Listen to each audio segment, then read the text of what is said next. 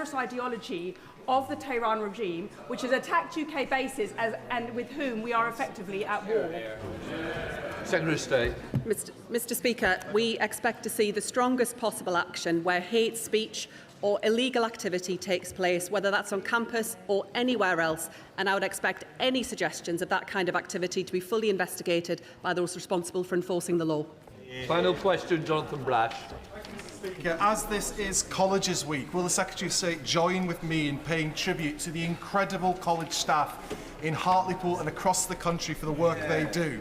And does she agree with me we have to end the misguided prejudice that the academic route is always best and champion vocational qualifications to give us the workforce we need to rebuild our country? Okay. Mr. Speaker, I do pay tribute to the amazing people that work across our colleges and in further education, including Hartlepool College, and I look forward to being in Hartlepool very soon with my humble friend to see that at first hand. Let the front benches change over.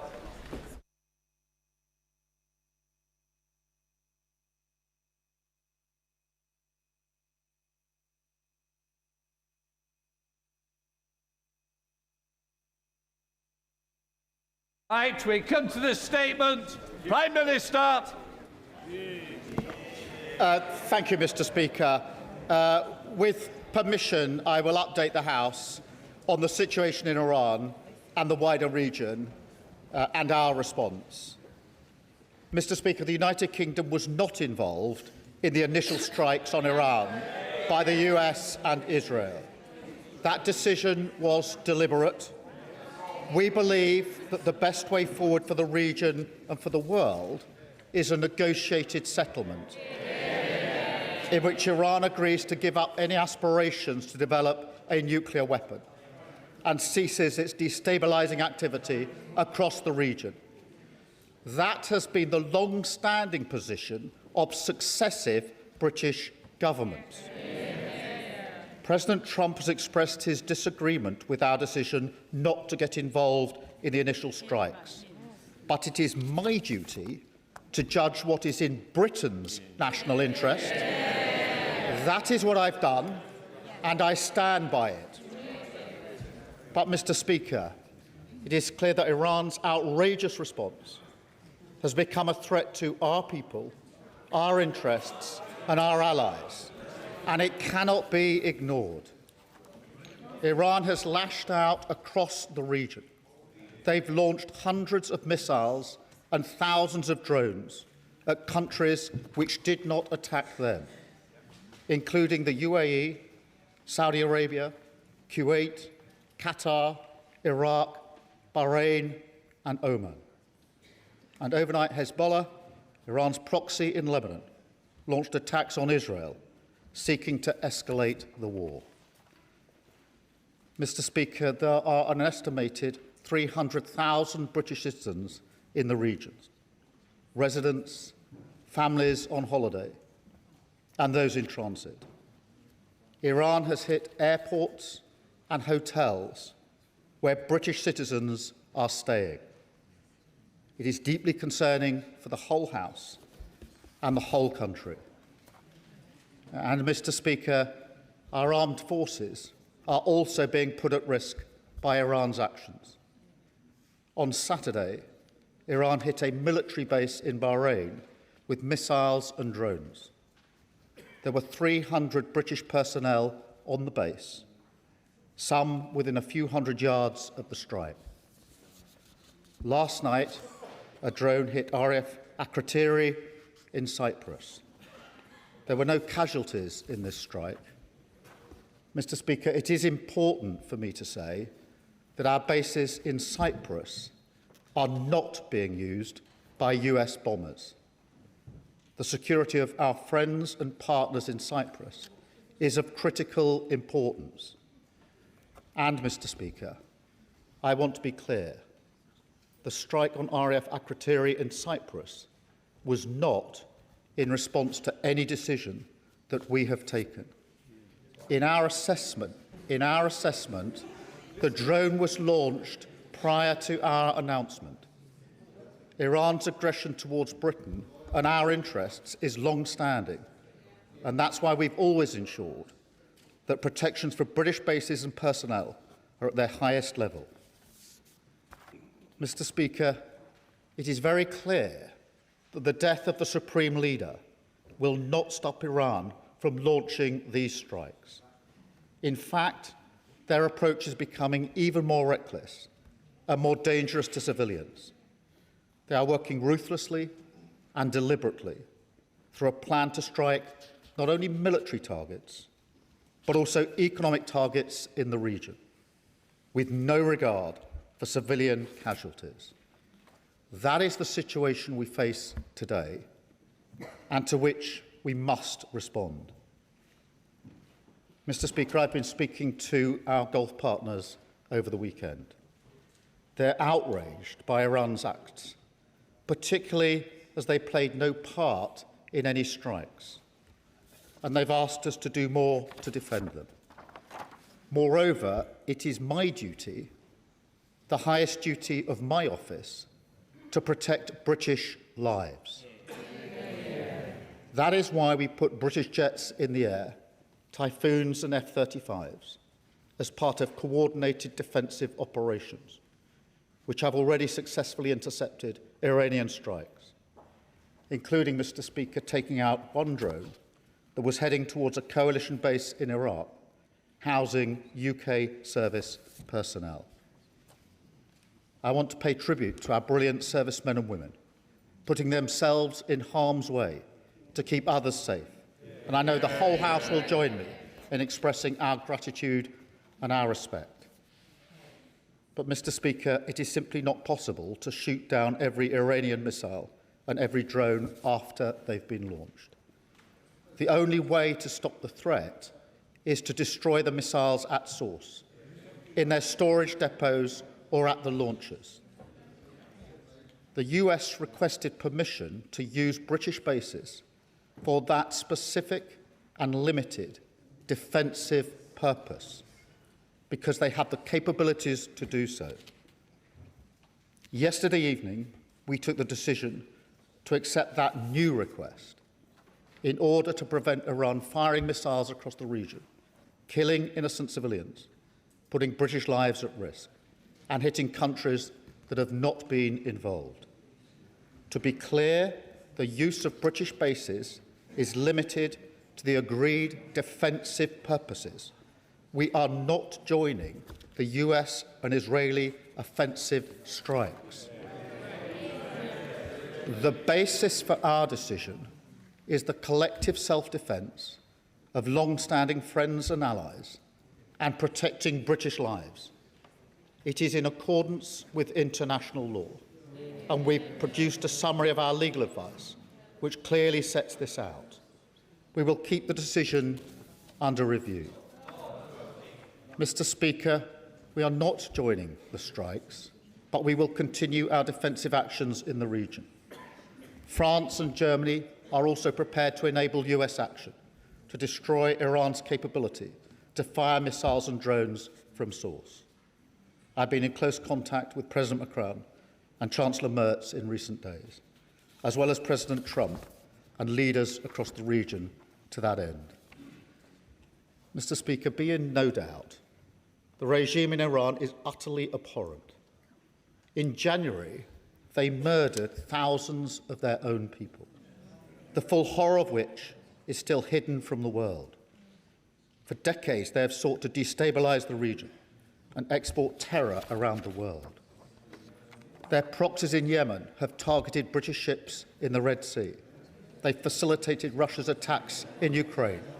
The regime's tentacles have even reached these shores, posing a direct threat to Iranian dissidents and to the Jewish community.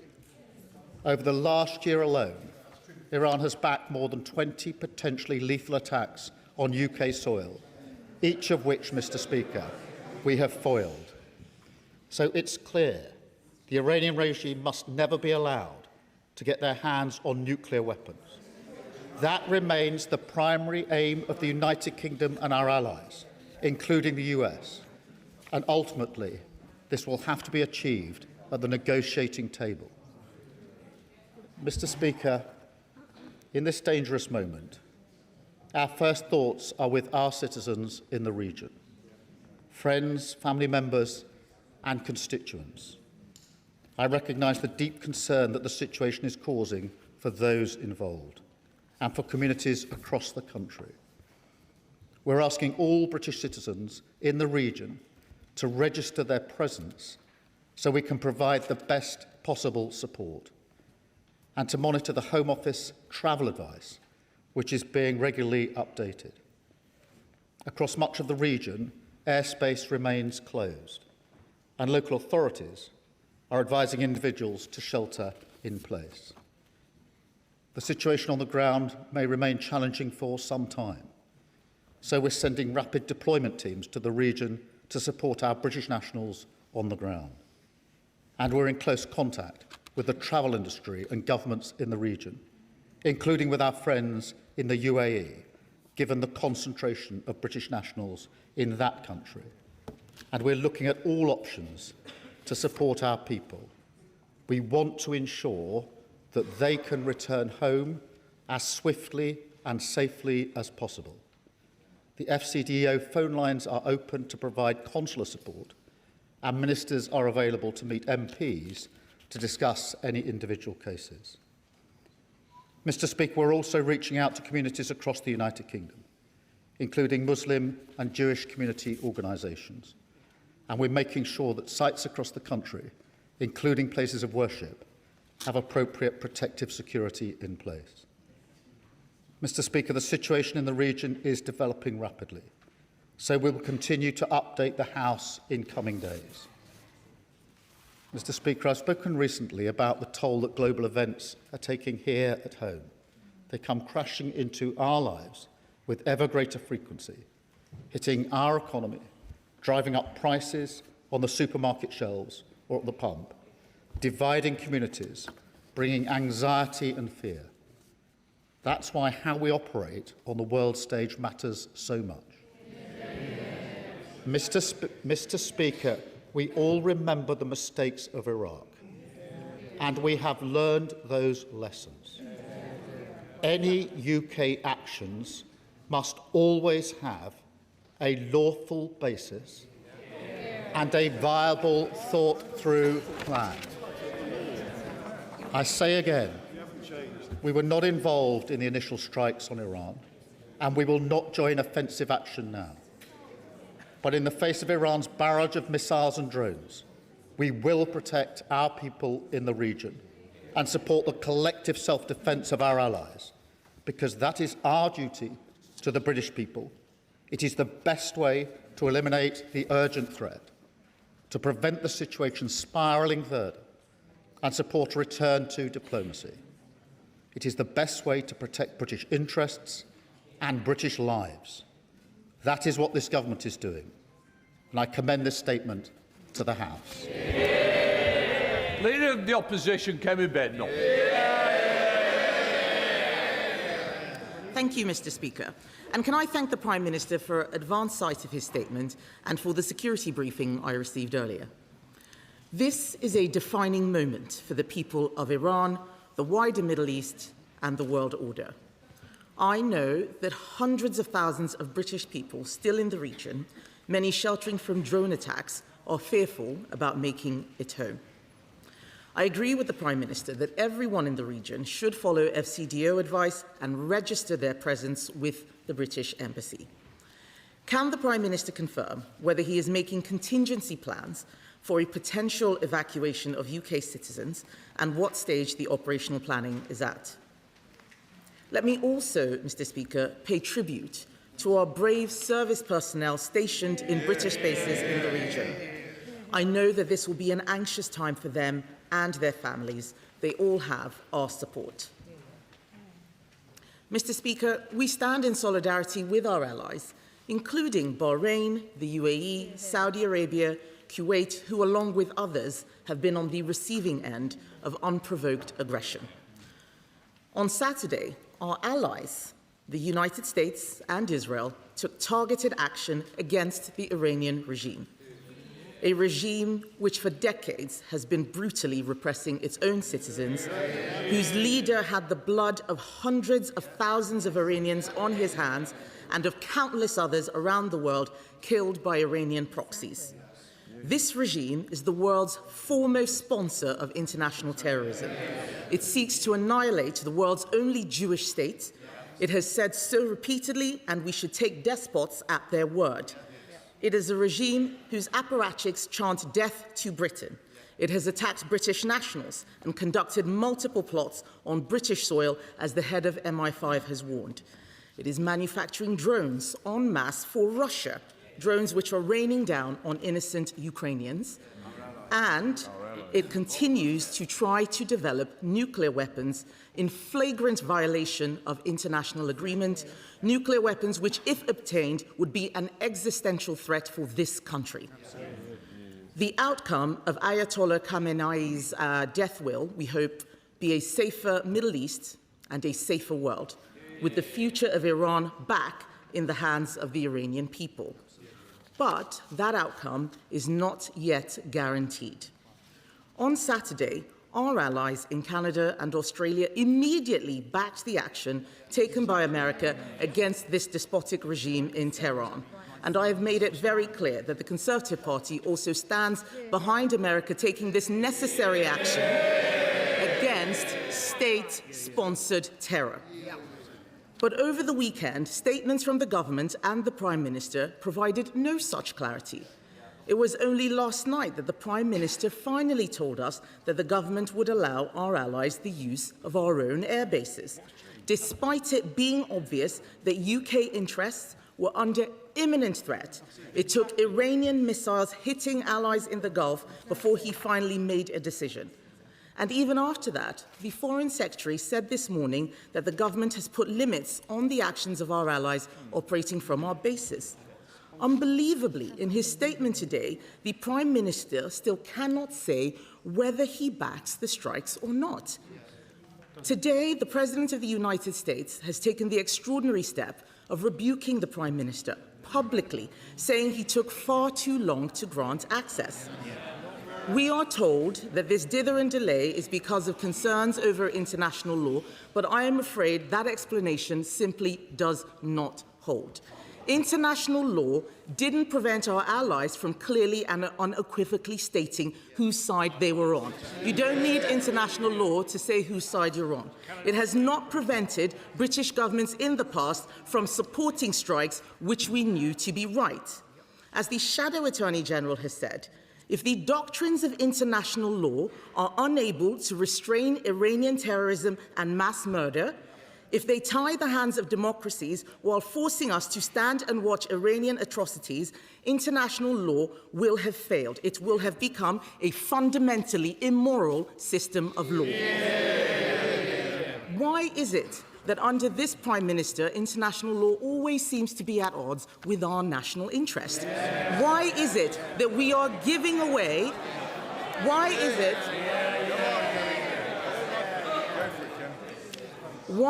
it that we are giving away the Chagos Islands and paying £35 billion for the privilege, rather than standing up for our national interest and protecting the crucial military base, which even now our allies are using? We in this House are elected to stand up for Britain's national interest, and where the government is doing the right thing, we will always back them. So let me reiterate our offer that if the government brings forward legislation to fast-track banning the IRGC, we will support them. But let me ask the Prime Minister, what national interest was served by refusing to help our allies for so long, particularly when we so need American support to protect Ukraine's and Europe's security? Are we going to see new UK military capabilities deployed to protect our security partners, our bases, including in Cyprus, and British nationals in the region? And will the Prime Minister ensure the Chancellor uses the spring statement tomorrow to set Britain on a clear path to 3% of GDP on defence spending? There is no point wanting action to make the world a safer place, but being too scared to do anything except stand by and watch others. Mr. Speaker, our national interest and national security must be front and centre. The Conservative Party will always work with our allies to make the world a safer place. Mr. Speaker, she asked about contingency plans for UK nationals, and I can assure her and the House we're working at speed with our partners in the region to take whatever measures we can to make sure that our people can return as safely and as swiftly as possible, and we'll continue to do so. And I'm happy to update her and the House as we roll out those plans. Mr. Speaker, let me be very clear. There were two distinct and separate decisions over the weekend. The first decision was whether or not the United Kingdom should join the US-Israel offensive against Iran. We took the decision that we should not. We should not. Absolutely right. The second decision was a separate decision and actually a separate request from the US, which was whether we should permit the use of bases for the distinct, specific, defensive purpose of collective self-defence of our allies and to protect British lives, which were put at risk by the actions of Iran on Saturday and Sunday. We took the decision that we should do so. I am clear in my mind that any UK action must always have a lawful basis. It must also always have a viable and thought-through plan. Yes. And it must be in our national interests. Yes. The Leader of the Opposition, I think, is saying she would have joined the initial strikes whether they were lawful or not.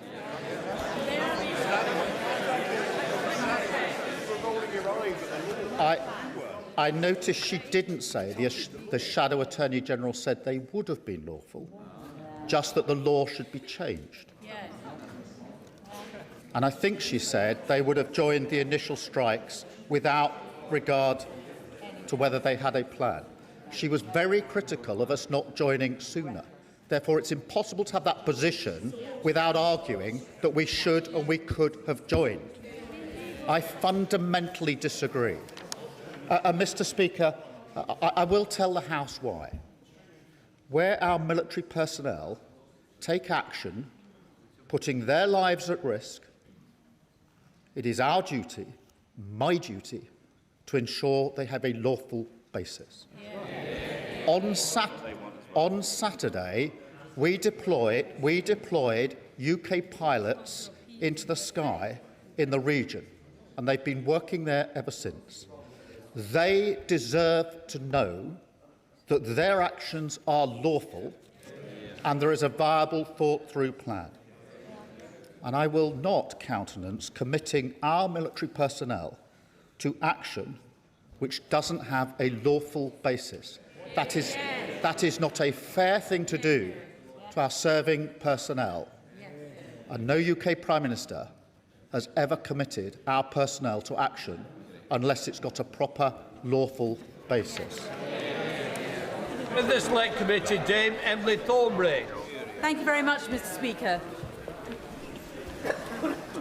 Although the attack on Iran by the US and Israel was ill-advised, ill-judged and illegal, it is absolutely no excuse for the Iranians to recklessly bombard its Gulf neighbours.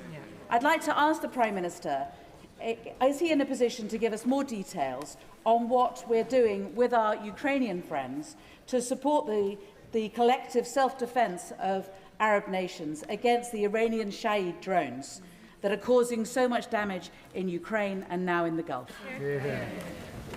Can I thank her for that question, because it is an important question. Ukraine, sadly, has more expertise than anyone in dealing with drones, and that's why we're putting their expertise and our expertise together and using it to help our allies in the region as they struggle with drones as we speak. Sir Ed David, Leader of the Liberal Democrats. Thank you, Mr. Speaker. And can I thank the Prime Minister for advance sight of his statement for my security briefing. Once again, President Trump has launched a unilateral and unlawful act. Ayatollah Khamenei was a brutal dictator and a monstrous war criminal. He supported Hamas and their October the 7th atrocities, and he massacred thousands of his own people for daring to protest against decades of repression. I shed no tears for him. But instead I think of all the innocent Iranian civilians who have lost their lives. I think of the US service personnel killed in action our allies and partners in the region who are being outrageously targeted by Iran, and our British bases which have already faced attack. They did not choose this war. Donald Trump did, and he will bear responsibility for it. We have seen before what happens when an American president launches an illegal war with no idea how or when it is going to end, and we fear for what comes next. So in discussions with the White House, has the Prime Minister demanded to find out what Trump's plan is for what comes next? Does the Prime Minister understand that when he fails to stand up to Trump, especially when he breaks international law, it makes our country less safe?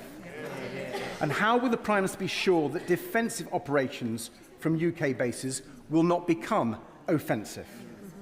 And in rightly protecting our allies in the region, can we be assured by the Prime Minister that he won't follow Trump's lead down a slippery slope into a protracted conflict?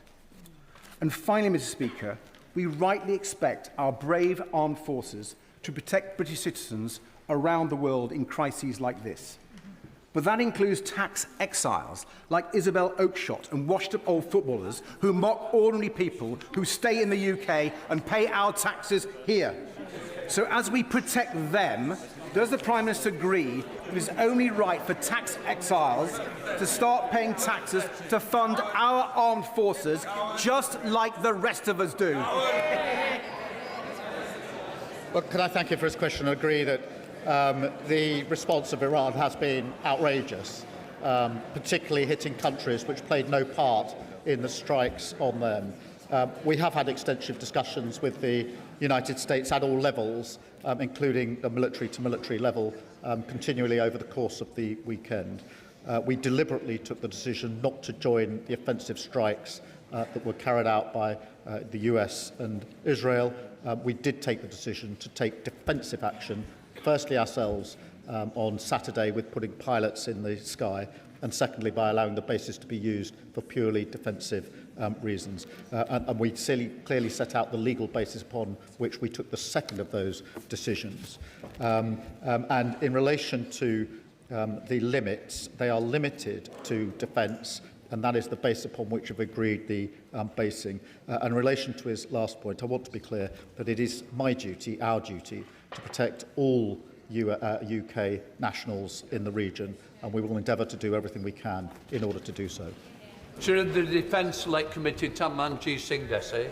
Thank you very much, Mr. Speaker. The Iranian regime, including its late leader Ayatollah Ali Khamenei, are of course no friends of our country, but I thank the Prime Minister for clarifying that the UK had no involvement in the Israeli and US strikes on Iran. And indeed, my heartfelt condolences to all those who have sadly lost loved ones in the region thus far. And I'm extremely concerned about the safety of the millions of people in the region, including the thousands of Brits who are living there and currently stranded there. So can the Prime Minister please confirm what steps are being taken to ensure their safety, especially from the one-way attack drones? What steps are being taken to help evacuate those Brits who are stranded and want to come back to the UK? And what steps are being taken with our allies to help de-escalate the situation? In relation to the protection of our citizens, obviously we're still operating and we will continue operating defensively in the air in the region, taking out the missiles and the drones and the strikes, and we have permitted the US basing specifically for the purpose of taking out Iran's ability to launch the strikes in the first place, and the US has the capability to do that in particular.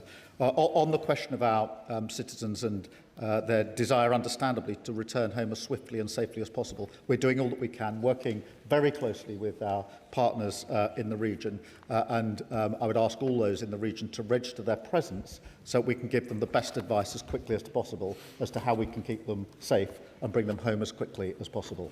Father of the House, Sir Edward Lee. Whilst many of us believe that we should be guided by the law of national self-interest, not so-called international law, does the Prime Minister agree that we are right to be cautious in this matter, that the British public will warmly support him in defending British people and bases, but they're very sceptical about being dragged into the cesspit of Middle East politics. They remember Iraq, which some of us voted against. They remember all the arguments about weapons of mass destruction. What evidence, actually, is there that Iran was on the cusp of acquiring nuclear weapons? And since when has regime change from the skies ever changed the regime? Let me thank him for his question. This government does not believe in regime change from the skies, and I thank him for his question. The lessons of history have taught us that it is important when we make decisions like this that we establish there is a lawful basis for what the United Kingdom is doing. That is one of the lessons from Iraq. And that there's a viable, thought-through plan with an objective that can be achieved or has a viable prospect of being achieved. That is the principles that I applied to the decisions that I made over the weekend. They're the principles I applied to the decision not to get involved in the offensive strikes of the US and Israel. They're also the principles I applied separately to the separate decision and a separate request from the US to be able to take defensive action in order to hit the launchers for the missiles that are currently going into allies, countries in the region, and currently threatening our citizens and our service personnel. And I stand by both of those decisions. I repeat, I am not prepared to commit our military service people to action unless I am sure that what they're doing is lawful and has a viable basis. We can discuss what the law is on another occasion, but the law is what it is, and they deserve to know that their Prime Minister cares and pays attention to whether what I'm asking them to do is lawful, and I will always do that. Diana Abbott, Mother of the House. The Prime Minister will be aware that very many of our constituents remember the Iraq War, and they will have noted the similarities between this war and the Iraq War, both in the Middle East and both illegal. Of course, this regime, the current regime in Iran, is a horrible regime, violent, murderous, and a threat to international order. But does he accept that our constituents are not prepared to see this country dragged into another war even in the nature of the Iraq War? Can I thank her and assure her that we do need and have learnt the lessons of Iraq, which is why I've been so clear there must be a lawful basis and a viable, thought-through plan. In relation to our nationals, I think everybody and all of our constituents would expect our government to take action to protect British nationals. We have 300 British nationals in the region. They are at risk. We've already seen strikes on hotels and airport, hotels where our British nationals have been staying. We've had strikes near military bases within hundreds of yards of our personnel. It's our duty to take the action that we can take and will take to protect them. Sir Oliver Dowden. Thank you, Mr. Speaker. Given that the Prime Minister has outlined that the Iranians attacked a United Kingdom sovereign base at Aquateri, why does that not form the basis for legal military action against the Iranians, not just hosting US forces on our bases, but taking direct action at source against the launch of such missiles, as we did in relation to the Iranian proxies, the Houthis, in previous conflicts that he supported? Moreover, given the Iranians' ability to exercise malign influence on the streets of this country, what reassurances can he give the House and the public at large about coordination across our intelligence and security capabilities to address this heightened threat on our streets? In relation to the second point, can I tell him there is coordination going on for that very reason? As I set out in my statement, there have been 20 Iranian-backed plots to take action on our streets, all of which have been thwarted, and I pay my respect to our security and intelligence services in the work that they do. In relation to the point he makes, there were two separate decisions made over the weekend. We are in the sky taking action defensively on our allies. Among the reasons we agreed to the request from the US yesterday is because they have the capability to take the missile launchers out in Iran, and that is why we gave them the permission to use our bases in order to reduce the threat to our citizens. Thank you, Mr. Speaker. The Prime Minister has spoken about possibly repatriating British citizens in the region. Can he tell us whether this will be through the MOD, and if so, who will foot the bill? Will it be the MOD, the Treasury, or those who are being repatriated? We're working across all departments in relation to repatriation, and at the moment we're simply focused on working with our allies to get a plan together to get people out in the first place and to do it as quickly, safely as possible. And there's no intention to charge people for that. Mr. Andrew Mitchell. Thank you, Mr. Speaker. The Prime Minister's reaction at the end of last week appeared to many to be both anemic and disappointing and at variance with the other Five Eye nations. Yeah. Will he read the analysis of the shadow attorney, the noble and learned KC Lord Wolfson, which shows not only that British active engagement and support is within international law, but that those who seek to use international law to constrain us in these circumstances have the effect of leaving tyrants and murderers in place to continue perpetrating their vile deeds with impunity. Excellent.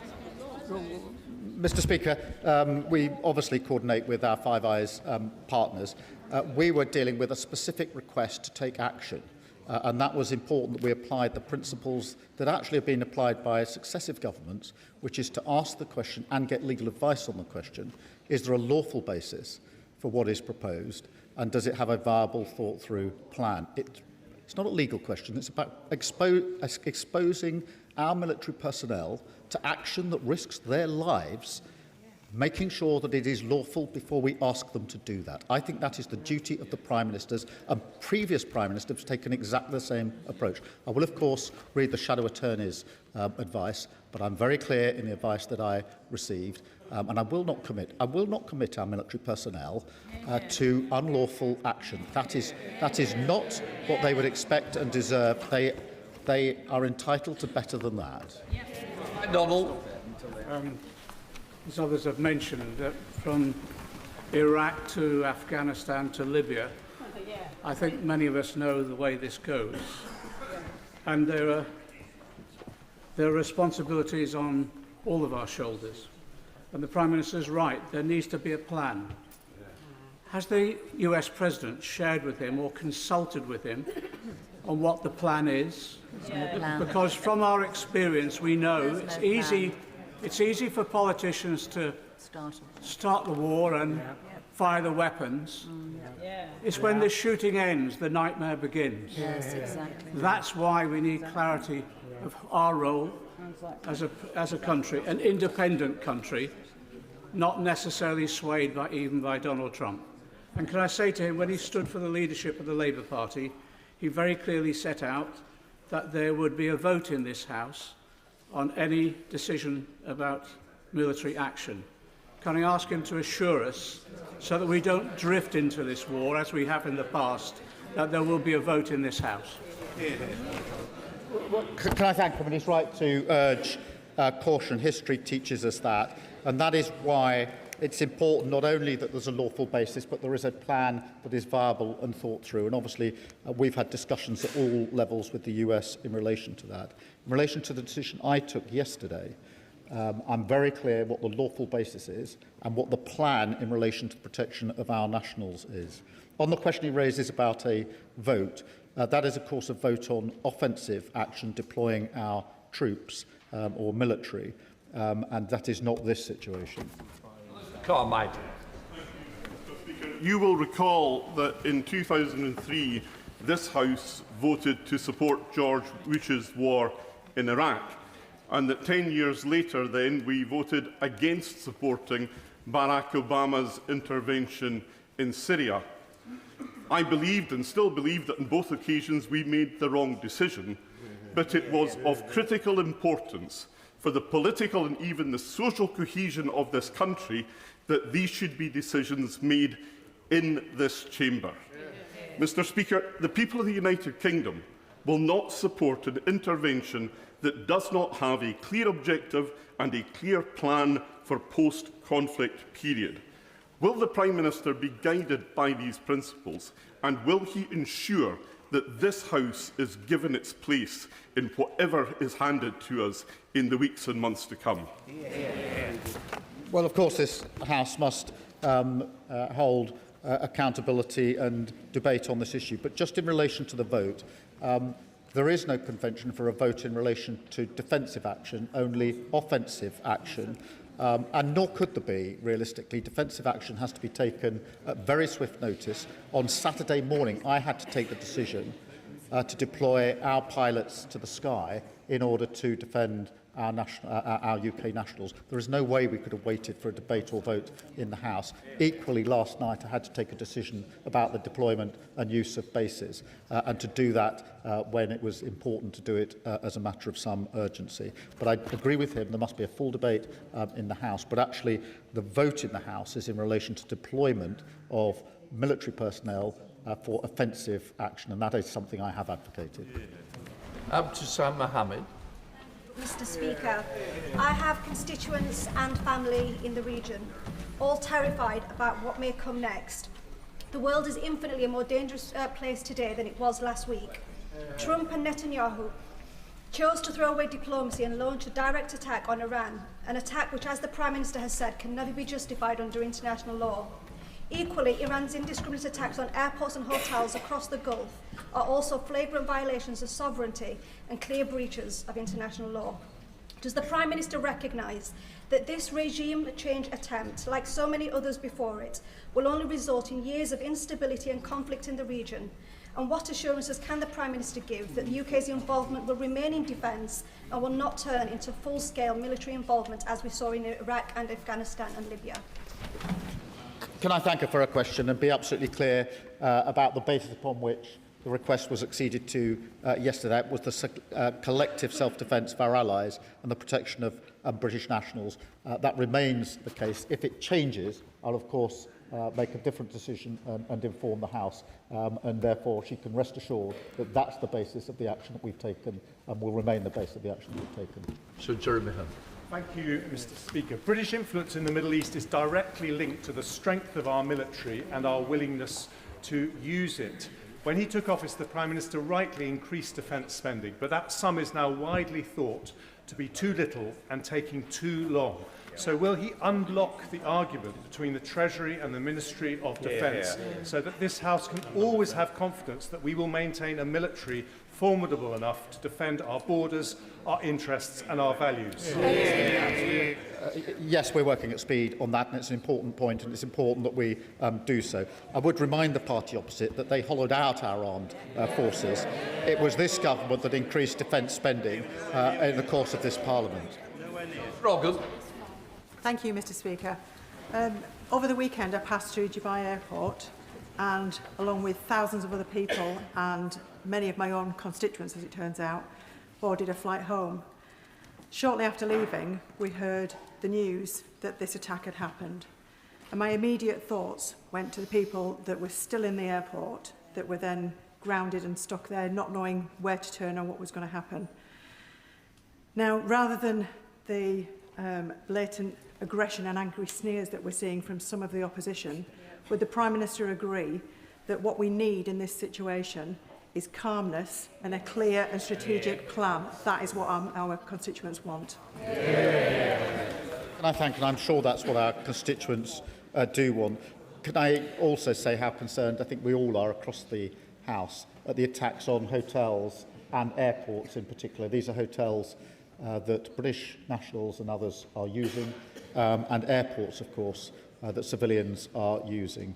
This is the extent of the strikes by Iran and the reckless disregard for civilian life that comes with the targets they're working through. Sir Olney. The people of Iran have suffered decades of atrocities under the rule of an oppressive regime. However, as we've seen from Iraq and from Libya, the removal of an evil head of state without a future plan for governance can lead to countries becoming failed states. So while I welcome the Prime Minister's reluctance to involve the UK in another protracted war in the Middle East, I remain unclear on the government's vision for the region. I'd like to ask the Prime Minister, does he want regime change? Have his officials contacted the leading opposition figures, such as Reza Pahlavi, to arrange such contingency plans? Or does he wish to negotiate a diplomatic solution with the current regime? Mr. Speaker, the immediate plan is obviously to take the necessary measures to protect our nationals. And look, no, I don't think anybody mourns the death of the Supreme Leader. I firmly believe that ultimately the only way forward is a negotiated outcome. Whatever the conflict going on, in the end it will have to end in a negotiated outcome. And that has been the consistent position of both parties for a considerable period of time. Polly Billington. So far, we have rightly been focused on defending and protecting British citizens in the region. Can the Prime Minister confirm, though, that he believes that the future of the Iranian government is a matter for the Iranian people and no one else? And can we, as soon as possible, focus our diplomatic efforts on de-escalation and peace, including identifying allies in a coalition of the willing to bring this to an end? Can I strongly agree with her that the future for Iran is for the Iranian people, and we must absolutely establish that as a founding principle, and that it is our duty to de-escalate in the region and globally. And of course, it's really important that we're acting with our allies, and that's why I was talking to both the Germans and the French over the course of the weekend on a number of occasions. Thank you, Mr. Speaker. For those of us who were ready to go into Iraq just over 20 years ago, the comparisons between this and that vote are absolutely zero. The reality is nobody is talking about ground troops, nobody is talking about a land invasion. What we're talking about here is striking those targets that are targeting our friends and allies. Now, in the last few hours, we know of over 500 rockets that have struck the United Arab Emirates, and no doubt many have struck bases around the area. Will he be deploying Dauntless and Duncan out to the Gulf right now? They're both at a state of readiness, and I'm sure the Defence Secretary could give that order this afternoon. And perhaps most importantly, what conversations has his honourable friend, the Foreign Secretary, had with colleagues in the region? Because we talk about solution in conversation with others. But frankly, at the moment, it looks like there will be conversation with nobody, because these events will be happening without us having any part in them. Thank you for his question. Nobody is making the comparison with Iraq. There is a question of drawing the lessons from Iraq. And the lessons I draw is that there must be a lawful basis for the action that we take, and there must be a viable plan. On the question of the operational matters, I won't go into that across the dispatch box. As for his point about the Foreign Secretary, at all levels, including the Foreign Secretary, we've been talking intensively to our allies over the last few days, intensively. And they've been extremely grateful for what we've done and the way in which we have engaged. I've spoken personally to all the leaders in the region, so I'm not sure what point he's making about us not being involved. They are very grateful for the way that we've involved, and the Foreign Secretary and the Defence Secretary have worked round the clock in the last few days to ensure that all the necessary conversations are had, as he would expect, and I think he probably knows has been happening. Thank you, Mr. Speaker. Can I thank the Prime Minister for setting out clearly the reasons why Britain did not join the US and Israel's attacks on Iran? Can I also thank him for ensuring the defence of Britain's Gulf partners and protecting the 300,000 Britons in the region? I agree with him that a negotiated settlement and diplomacy is the best path to peace. Can the Prime Minister outline the role Britain is playing to ensure that the Iranian people are listened to so that they have peace and security ahead, not more war and chaos, not another murderous Iranian regime, and not another US-imposed regime change? Well, I thank her for her question, and we've been very, very clear in relation to the future of Iran, that it must be for the Iranian people, and that in the end, the question of nuclear weapons will have to be negotiated, and so we will also always ultimately have to get to that point. Stephen Guthrie. Mr. Speaker, the Prime Minister will understand why the ghosts of Iraq do hang heavy over this chamber at times like this. And on that basis, does he agree with me that the best tribute to the murderers in Tehran and the Iranian regime is a maintenance of an international rules-based system? And more than that, we owe it to the people across the region to learn from the instability that we had in the aftermath of Iraq. And on that basis, will he tell us what is the long-term viable plan? Thank you for his question, and we do need to learn the lessons of history, and that's why a rules-based system is important. It's also the rules-based system that allows us to make arrangements to get our citizens home and to take other matters in conjunction with other countries. And in relation to the plan on the basis of the decision I took last night, that is to take the necessary measures to protect British nationals, and we're clear that in the end there has to be de-escalation and a return to negotiation. Alex Ballinger. Thank you, Mr. Speaker, and can I thank the PM for his restraint in this operation so far and not heeding the calls from the Leader of the Opposition to get us embroiled in the reckless US and Israeli strikes on Iran. I still remember interventions in the region, colleagues not returning from Afghanistan, friends who were shot down and tortured over Iraq, and the massive destruction that we've seen to civilians. So will the Prime Minister commit to limiting UK personnel to defensive operations to protect our citizens and our allies and not get us further embroiled in this unwise and dangerous war? Yes, I can, and I can absolutely assure him and the House that there will always be a lawful basis for any actions that we take, and there must be a viable plan for it. Rebecca Smith. Speaker, over the weekend I heard from families in my constituency whose loved ones, also my constituents, are amongst the 300 service personnel in Bahrain who are within metres of the Iranian missile strike. Now, given we have known about the US force build-up in the region for some time, why did the activity to decommission HMS Lancaster in Bahrain continue? And I trust this is not an operational question. Will the works be paused and service personnel withdrawn until the threat status has been downgraded?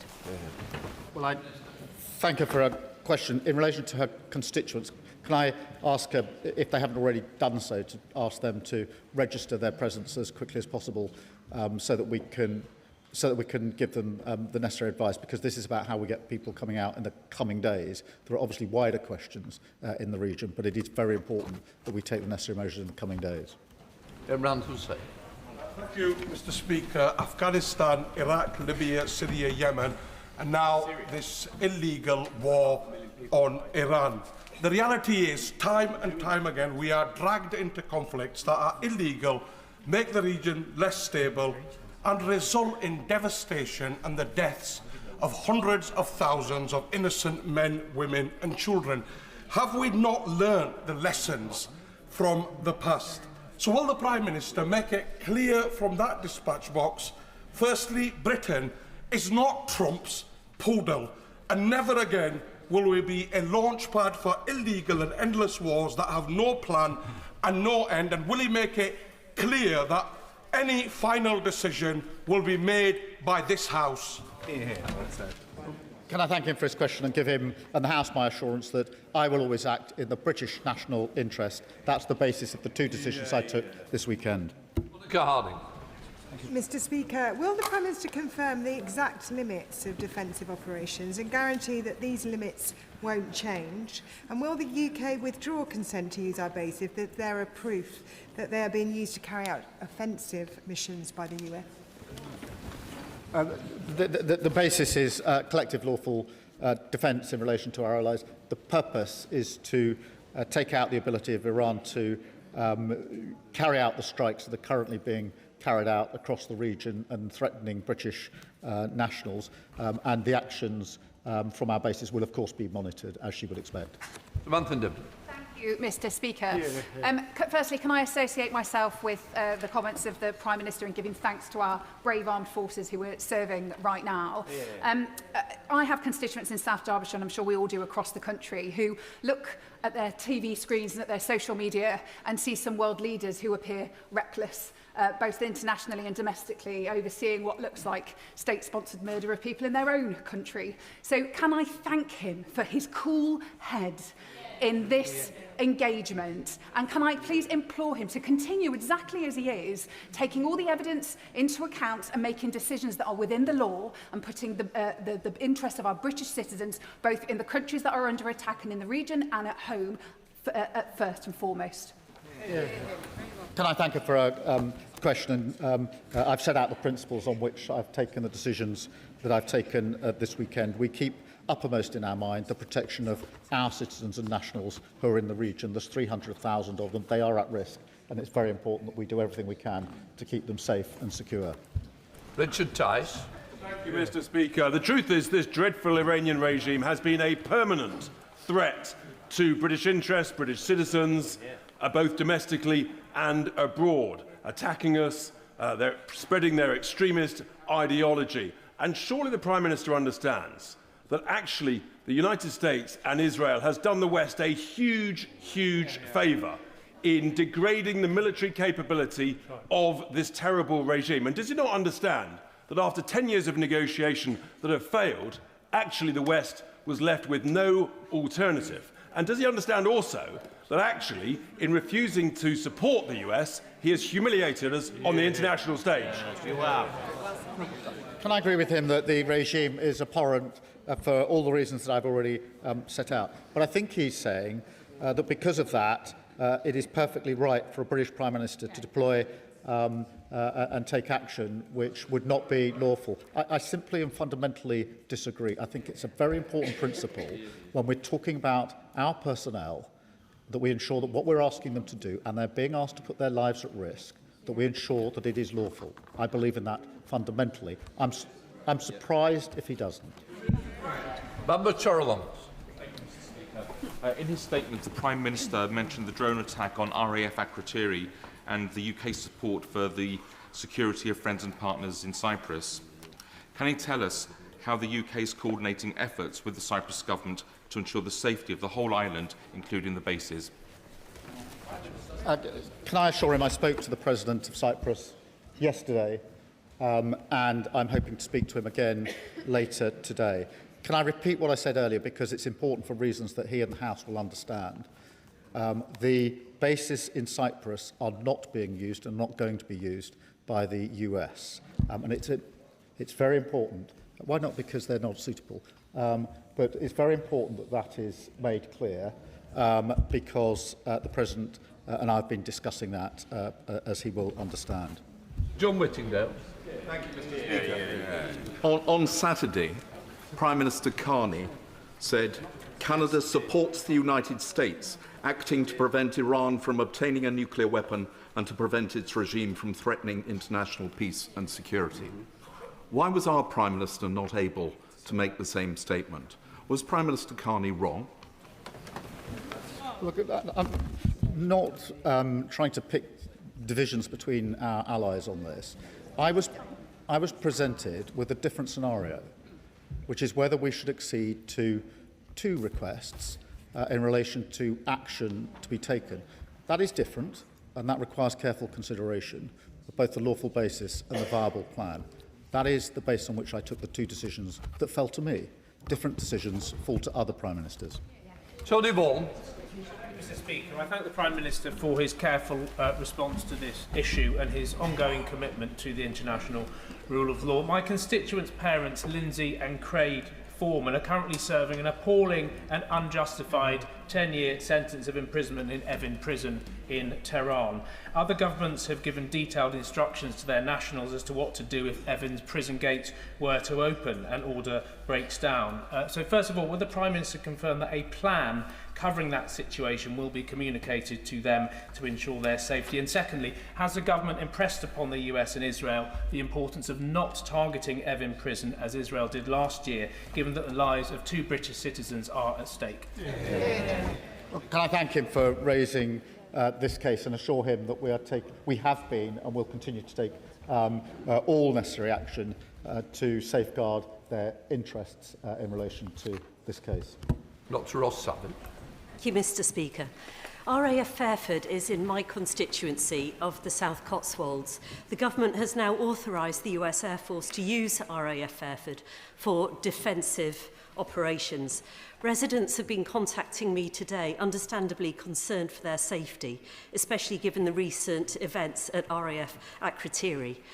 Given that the Prime Minister has pledged to prioritise the safety of UK citizens, what assurance can he offer specifically to the people of Fairford that their safety and security will be fully protected now that UK airbases may be used in operations targeting Iran? Can I thank her for raising that and assure her and her constituents that all necessary measures are being taken to keep her constituents safe in relation to the use of the base in her constituency. That is a first order priority for us, and that's what we're doing. Melanie Ward. Thank you, Mr. Speaker. The Prime Minister is right to be clear that UK military action has to be in line with international law and that we were not involved in Israel and the US's offensive action. He is also right to act to protect British lives and British interests in the face of Iranian attacks. Let me ask the Prime Minister, in rightly drawing lessons from Iraq, does he agree that a failed state in Iran is not in the interests of the UK and not in the interests of the wider Middle East? I mean, we do have to learn the lessons, and collapsing and failed states have historically proved to be worse, so we do have to be careful. Sir Julian Lewis. If a missile battery in Iran was continuing to target British bases, would an airstrike against it be offensive or defensive? Mr. Speaker, I think I've made clear the base of this. The second decision, we have authorised the US to use our bases in order to take out the ability of Iran to make those strikes. That is legal because it's a collective self-defence. Sir Zan-Joseph. Mr. Speaker, Iran's reckless attacks have fuelled further regional instability, putting British peoples at risk, along with our allies across the region. The attacks have naturally caused concern about what they mean for our own national security due to the rising oil prices, the cost of living. Does the Prime Minister agree with me that the UK continue to act decisively in our own national interest, including how these conflicts can impact every household in our country? Can I thank him for that question? We're very concerned about the wider impact, and that's why it's important that we continue to argue for de-escalation and a return ultimately to negotiation. Dr. Elicha. Thank you, Mr. Speaker. My party and I stand with all the brave Iranians who condemn the vile regime in Iran. We also condemn the deeply irresponsible and illegal attack by the US and Israel on Iran, launched in the middle of nuclear negotiations led by Trump, a clearly unstable loose cannon, and Netanyahu, a war criminal. The UK must stand unequivocally against this reckless action. So will the Prime Minister publish the legal advice he received on the initial American and Israeli strikes, not just the more recent advice on the defensive posture? And will he commit to a vote in this House on any UK involvement in this war?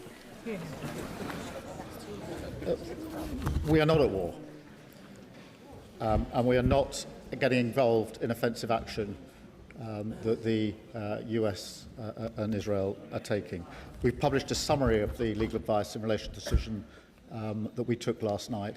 That is in accordance with practice. It is not practice to publish legal advice or summaries in relation to defensive action. Liam Bann. Thank you, Mr. Speaker. I think the diffidence that we've heard towards international law this afternoon is as unwise as perhaps it is unsurprising. But just for the sake of clarity for the House this afternoon, can the Prime Minister confirm what would have needed to be true for it to be legal for him to have joined the offensive strikes last week? Because surely that would have required an imminent threat to our national security, which was simply not present when the decision to strike was taken.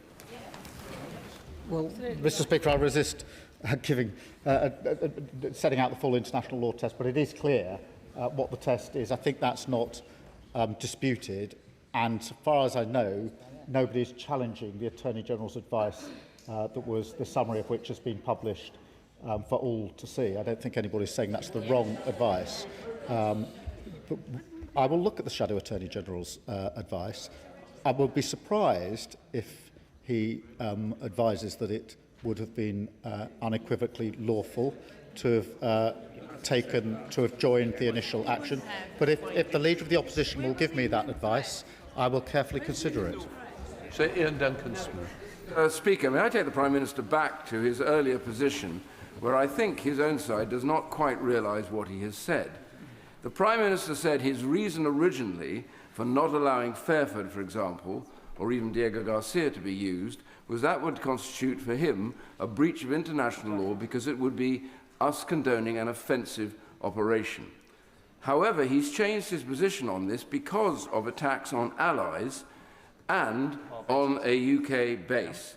And that means now that he is authorising the Americans to act in defence by taking out those kind of missiles that would attack us. Surely that now means that the UK armed forces, in this case the Royal Air Force, could now be used by the government in no breach of international law in a defensive action to take out those missiles as well. There are two separate considerations, obviously. The first is the decision to whether to join the US and Israel in the first place, and the second was the decision we took last night. We started taking defensive action on Saturday by deploying our pilots to the skies in the region. So we'd already taken that action. We added to that defensive action last night by permitting the US to use our bases to strike at the capability of Iran to issue the strikes in the first place. David Taylor. Thank you, Mr. Speaker. It has been heartening to see the scenes of jubilations from Iranians, from Syrians, and from British Iranians in this country at the death of the evil Ayatollah. They hope it will enable them ultimately to finally gain their freedom from this horrific regime. As the situation evolves, could I ask the Prime Minister to please keep them in his mind's eye and engage and meet with some of the Iranian activists that reside in the UK? And in addition, can I ask that if it does look as if the regime is going to fall, officials can think about the ways in which we can support the Iranian people to rebuild their institutions, their infrastructure, provide aid, just as we are currently doing in Syria. Can I thank him? We must be absolutely clear that the future of Iran is for the Iranian people who've been brutally repressed for a very, very long time, including the terrible actions that were taken in January of this year. Richard Ford. Mr. Speaker, in his statement, the Prime Minister explained his disagreement with the US President about UK participation in the initial strikes, and I commend that decision. When the UK refused to participate in US interventions in Vietnam and Grenada, Harold Wilson and Margaret Thatcher kept their disagreements private, but that's difficult to do with Trump. But crucially, over Vietnam and Grenada, the UK stayed out. Can the Prime Minister assure the House that in the case of Iran, the UK isn't going to get dragged into this war on the basis of collective self-defence in support of allies in the Gulf? Well, I hope I've set out my position clearly and the reasons behind my decision. That is the basis upon which we made the decision last night. We'll keep it under review, and if it changes, I'll come back to the House. Yasmin Qureshi. Thank you, Mr. Speaker. We've heard this language before. Military intervention dressed up as necessity or out of humanitarian concern. Libya, Iraq, and the list goes on. All of those led to devastating consequences of people who lived there, hundreds and thousands dead, infrastructures destroyed, countries and regions destabilized, and a creation of a refugee crisis. And I hope that all of those who are chomping for this war will welcome the extra refugees that will be coming onto our shores in light of these particular consequences.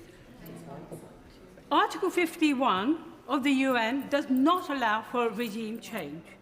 And I'm so grateful for our Prime Minister for not going and joining in this illegal war by US and Israel. So can I ask the Prime Minister please to continue with this direction so we don't get involved in another illegal war in the Middle East? I can assure her in the House I'll apply the same principles of whether there's a lawful basis and a viable case to the decisions that we take. Shirley Shelbrook. Thank you, Mr. Speaker. I'm sure I welcome the Prime Minister's comments about working with religious communities, trying to ensure safety. But I was appalled, but I'm afraid not shocked, I'm sure the Prime Minister was as well, to see once again the Deputy Leader of the Green Party at the weekend protesting in support of the Ayatollah. And I'm afraid that the Green Party has become a magnet for all of the people that he, quite rightly, kicked out of the Labour Party. And the hatred and the fear that runs through Leeds now, being whipped up at times by Councillor Mothin, is a disgrace.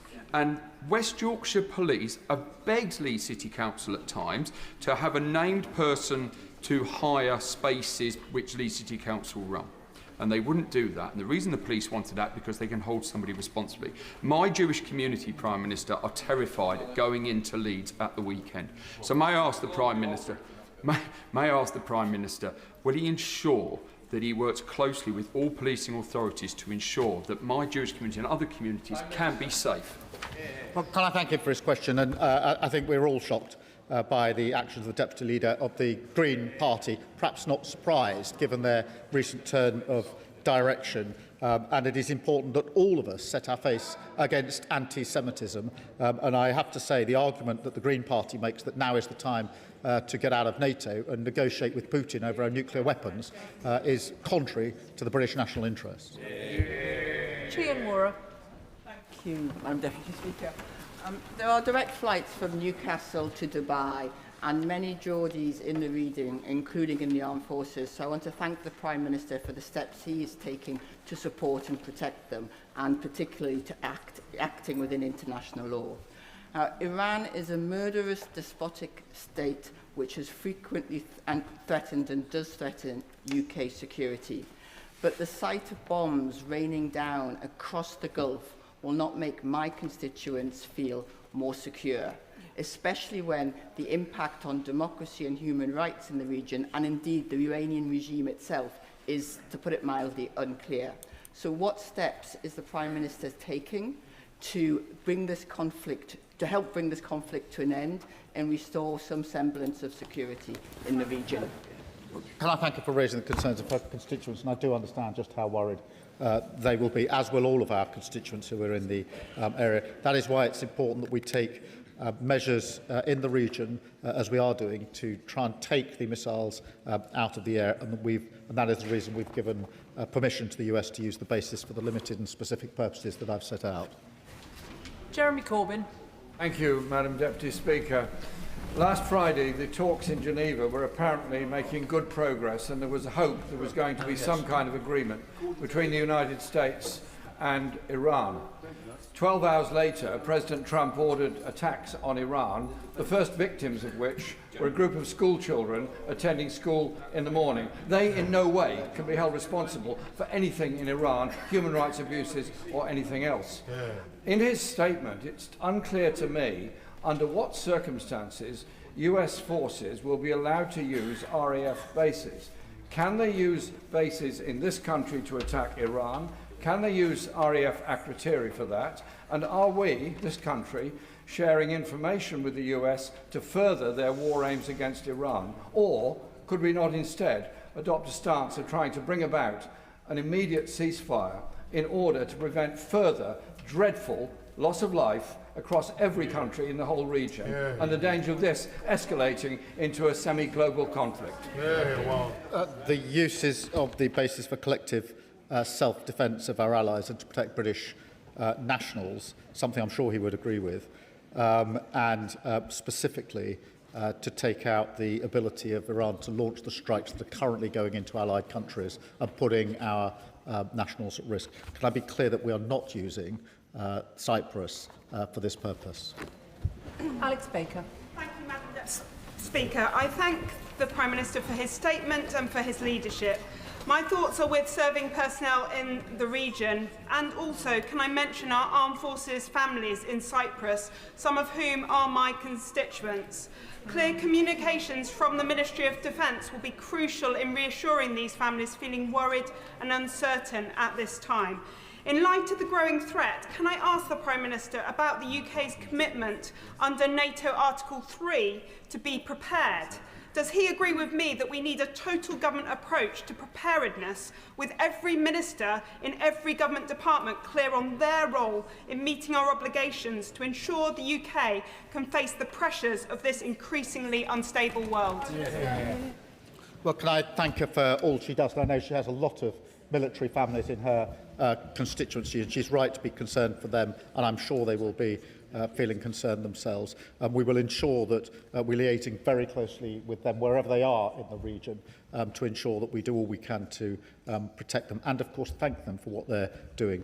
On the wider point she makes, it is important that the whole of government is committed to defence and security of the United Kingdom. Dr Andrew Murison.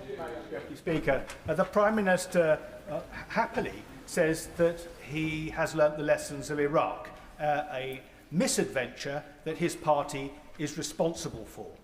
Would he agree with me that the lesson of Iraq is you do not use lethal force unless there's good evidence that you should do so, and in particular that there is a threat to the interest of this country, which there was not? And would he compare and contrast that with the situation that applies to what has happened over the weekend, when our friends and allies took preemptive action against a feral state that had enriched uranium to 60%, that posed a clear and present danger to ourselves, our interests and our allies? Well, I thank him for his question, and it is important that we all learn the lessons of Iraq, and there needs to be a lawful basis for action if it's taken, and there needs to be a viable case. John Grady. And I refer the House to the Register of Interests and the fact that I'm chair of the Qatar APPG. I thank the Prime Minister for his emphasis on compliance with the law. May I ask the Prime Minister, what discussions has the government held with the government of Qatar and other regional allies about cooperation to ensure the safety, security and support to British nationals, and what joint measures have been agreed to assist British nationals in the region? Prime Minister.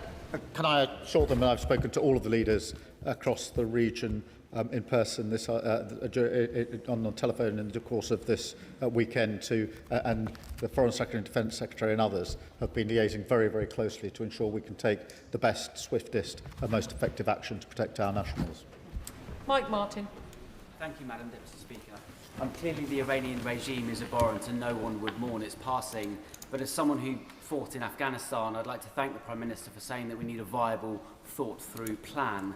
Clearly the US doesn't have this plan. President Trump over the weekend said that they were planning on handing Iran over to some people, but then they killed them by mistake. So one of my concerns is the 440 kilograms of 60% enriched uranium in Iran.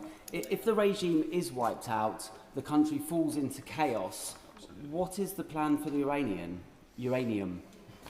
Prime Minister. I thank him for his question, and he points out the reasons why I proceed on the basis there must be a lawful case for what is done and a viable plan. I think the immediate vision import for us is to ensure that we do what we can to protect our citizens and de-escalate the situation so that we can get to a negotiated outcome.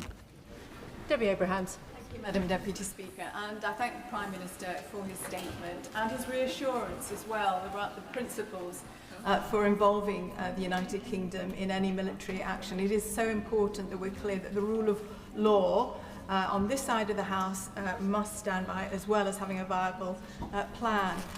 Has my right honourable friend been able to have any discussions with the Arab states and also Turkey in terms of how we might build that plan for de-escalation as quickly as possible?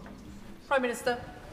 Can I thank her for a question and assure her that we've been having discussions all weekend with counterparts in the region to that end, which is how do we rise to the challenge that is currently before us, what action can we take to protect our nationals and our allies across the region, and how do we de-escalate? Lincoln John. Thank you, Madam Deputy Speaker. Can I thank the Prime Minister for his statement? And I agreed with parts of it. I agreed when he said that it's an abhorrent regime. I agreed when he said that British civilians, British service personnel and British sovereign bases have been attacked. And I also agreed with him when he said that You can't shoot all the drones out of the air. You have to attack them at source. But his statement very cleverly then implied two things. His statement implied that we didn't have, in international law, every justification for offensive action against Iran. And he also implied that only the Americans had the capability to do these offensive operations. So would he like to just very clearly, bearing in mind the world's listening, state very clearly that he understands that he would be justified on the basis that we've been attacked in launching offensive operations against our attackers, and secondly, that we have the capability to do so? Prime Minister. I clearly set out the two decisions that I made over the course of the weekend, including the decision on Saturday to start taking defensive action with our pilots in the region, and the decision last night to permit the US to use our bases in order to, for collective self-defence, in order to take out the ability of Iran to launch the strikes in the first place. Andrew Lewin. Thank you, Madam Deputy Speaker. Can I put on record my admiration for the skill and the bravery of our armed forces? We owe them a debt of gratitude now more than ever as they see action. The Prime Minister was absolutely right to say we must learn the lessons from Iraq and all the other conflicts where there has not been a viable end plan. Given that, can he reassure me that the decision to allow the United States to launch operations from our bases will be kept under constant review so that the UK's presence in this conflict remains a defensive one? Prime Minister. Can I give him that assurance? It will be kept under review, and I'll update the House accordingly. Afra Brandreth. Thank you, Madam Deputy Speaker. It's no surprise that drones have become a central element of Iran's response. The Shahed drones they deploy are relatively inexpensive, easy to mass produce and capable of causing significant damage. However, the interceptors we use to bring them down are substantially more expensive. Given the rate at which Iran is deploying these drones against UK assets and our partners, and the scale at which they can be manufactured, this cost imbalance is a growing concern. What steps is the Ministry of Defence taking to develop effective but more cost-efficient countermeasures to address these challenges? And will he now look again at bringing forward the timescale for increasing our defence spending? Prime Minister. She raised an important point, and obviously we're working at pace in order to deal with the drones, and also working with our Ukrainian colleagues who've been facing this for 4 years, and we've been working with them on that. And that's why we are working with them to protect or help to protect allies who are under attack in the region. Naz Shah. Overnight, my constituents have lost the benefit only promised to them last week of savings on energy prices with the attacks on refineries across Saudi Arabia and Qatar. Oil prices have surged, and gas prices to Europe have surged by 52% upwards just in the last few hours. The longer this carries on, it risks escalation, and across the Middle East and closer to home, this impacts on the day-to-day lives of the British people through increased energy costs.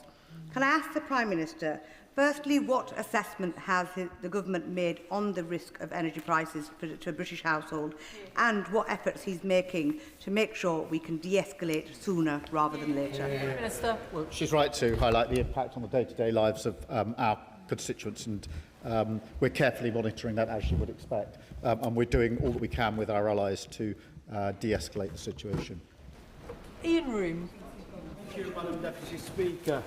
As a veteran myself, I agree with the Prime Minister that the safety of our armed forces and British citizens should come first with any decision made in the future. Given a rapidly evolving situation, will the Ministry of Defence now expedite the promised defence investment plan so our industry can get on and make the capabilities that this country needs? Prime Minister. Yes, we're getting on with that as quickly as we can. Barry Gardner. We should all welcome the end of the Iranian regime if it is the end of the regime. Those of us who were in this House for the decision on Iraq needed no convincing then that Saddam's was an evil regime.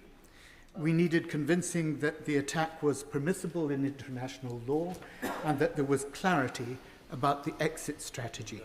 It had neither. The US attack on Iran has neither. But The Prime Minister's broadcast justification of the use of our bases spoke of enabling a defensive strike. Words have meaning. A defensive strike is a contradiction in terms. The usual phrase is a preemptive strike, and in any language, a preemptive strike is an attack. Minister. Well, the use of the bases is to allow the US to use its ability to take out the ability of Iran to launch the attacks in the first place. I think that's relatively clear. David Mundell. Thank you, Madam Deputy Speaker. The Houthis in Yemen have declared their support for Iran, but so far have taken no preemptive action. Given that the UK has previously been willing to take action against the Houthis, if they do become involved, would we be willing to do so again? Prime Minister. Well, I won't get into hypotheticals, but I will reassure him that both when the last government was in and we were in opposition, we supported that action, as was the case when we were in government and they were in opposition. So he can see what the consistent practice is there. Richard Baker. Thank you, Madam Deputy Speaker. The brutality of the Iranian regime is unquestionable, but does the Prime Minister agree with many of our constituents still in the region? Many people will be deeply concerned at the indication from the United States today that it will increase its airstrikes on Iran. Can he assure us he will redouble his efforts to take forward the strategy he has rightly set out today of de-escalation and action which is in accordance with international law? Prime Minister. Well, can I acknowledge the concern of his constituents, as many of our constituents will be concerned. That is why it's our duty to take measures to protect them first and foremost and to de-escalate the situation. Andrew Rossendale. Thank you, Madam Deputy Speaker. The Prime Minister, I hope, agrees that current events show how vital military infrastructure is in the Middle Eastern region of the world.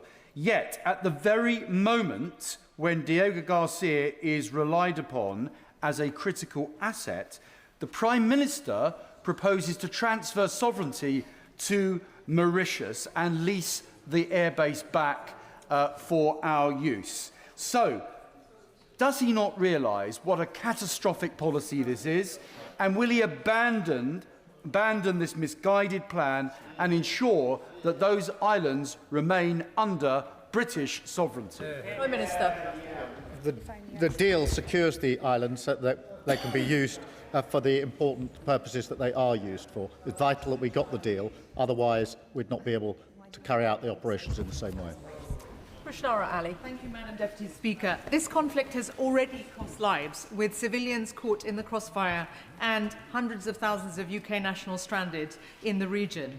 If it continues for the weeks ahead, it is only going to make it more difficult to evacuate our nationals.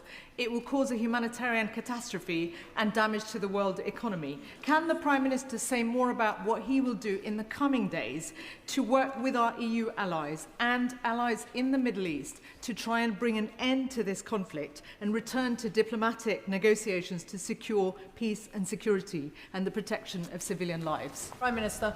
Can I reassure her that we're talking to our allies in the region and to our allies in Europe and France and Germany in particular over the course of the weekend to be clear about the principles we're applying and to ensure that we're doing everything we can to de-escalate the situation. Jerome Mayhew. Seeking some clarity from the Prime Minister.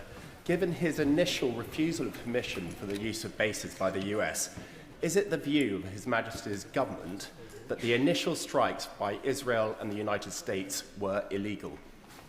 Prime Minister. Mr. Speaker, the question I was asked and I was answering was what would be the lawful basis for anything the United Kingdom would do. That is the question. That is the question I considered over the weekend, and that's what guided me in the two decisions I had to make about the United Kingdom. James Nation.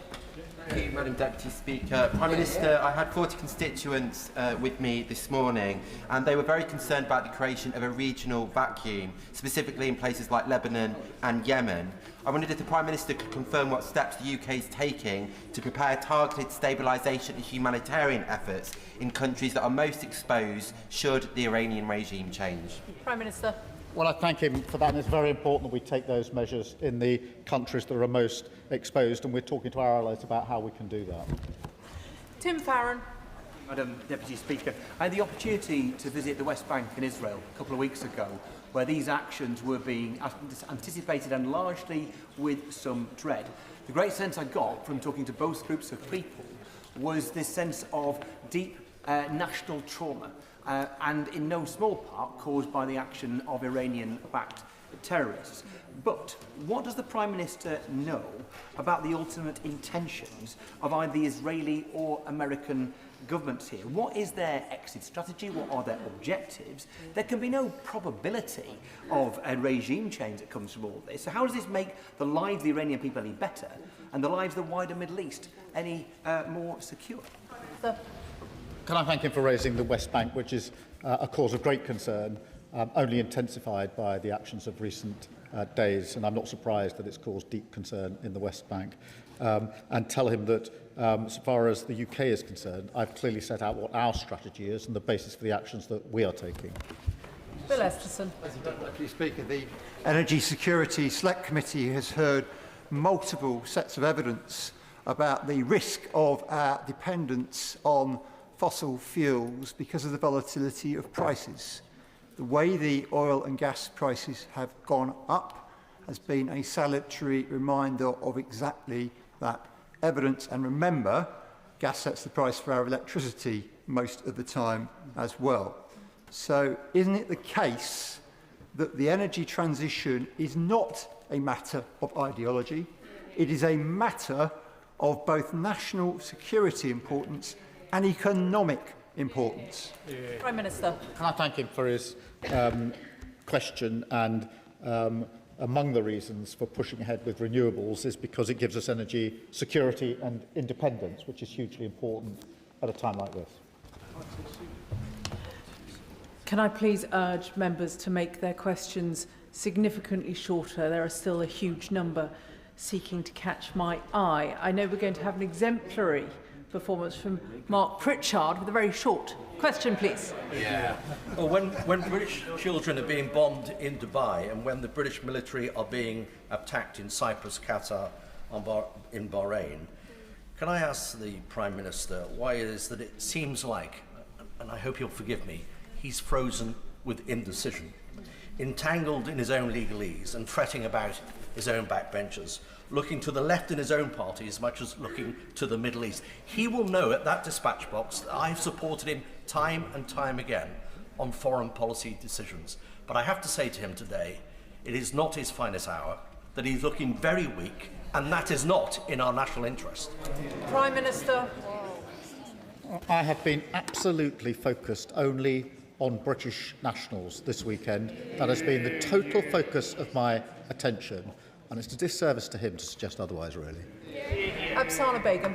Madam Deputy Speaker, a constituent who fled Iran fought through tears as she told me how she worked. She wanted an end to the regime in Iran that had targeted her and her loved ones, and also said that she wanted absolutely no illegal military intervention from external forces. Does the Prime Minister understand that by enabling the use of military bases in the government's allies, in this case the US and Israel's illegal actions, that it is dragging our country into a wider conflict of which it does not have the power over the outcome, and that risks making all of us more, not less, safe?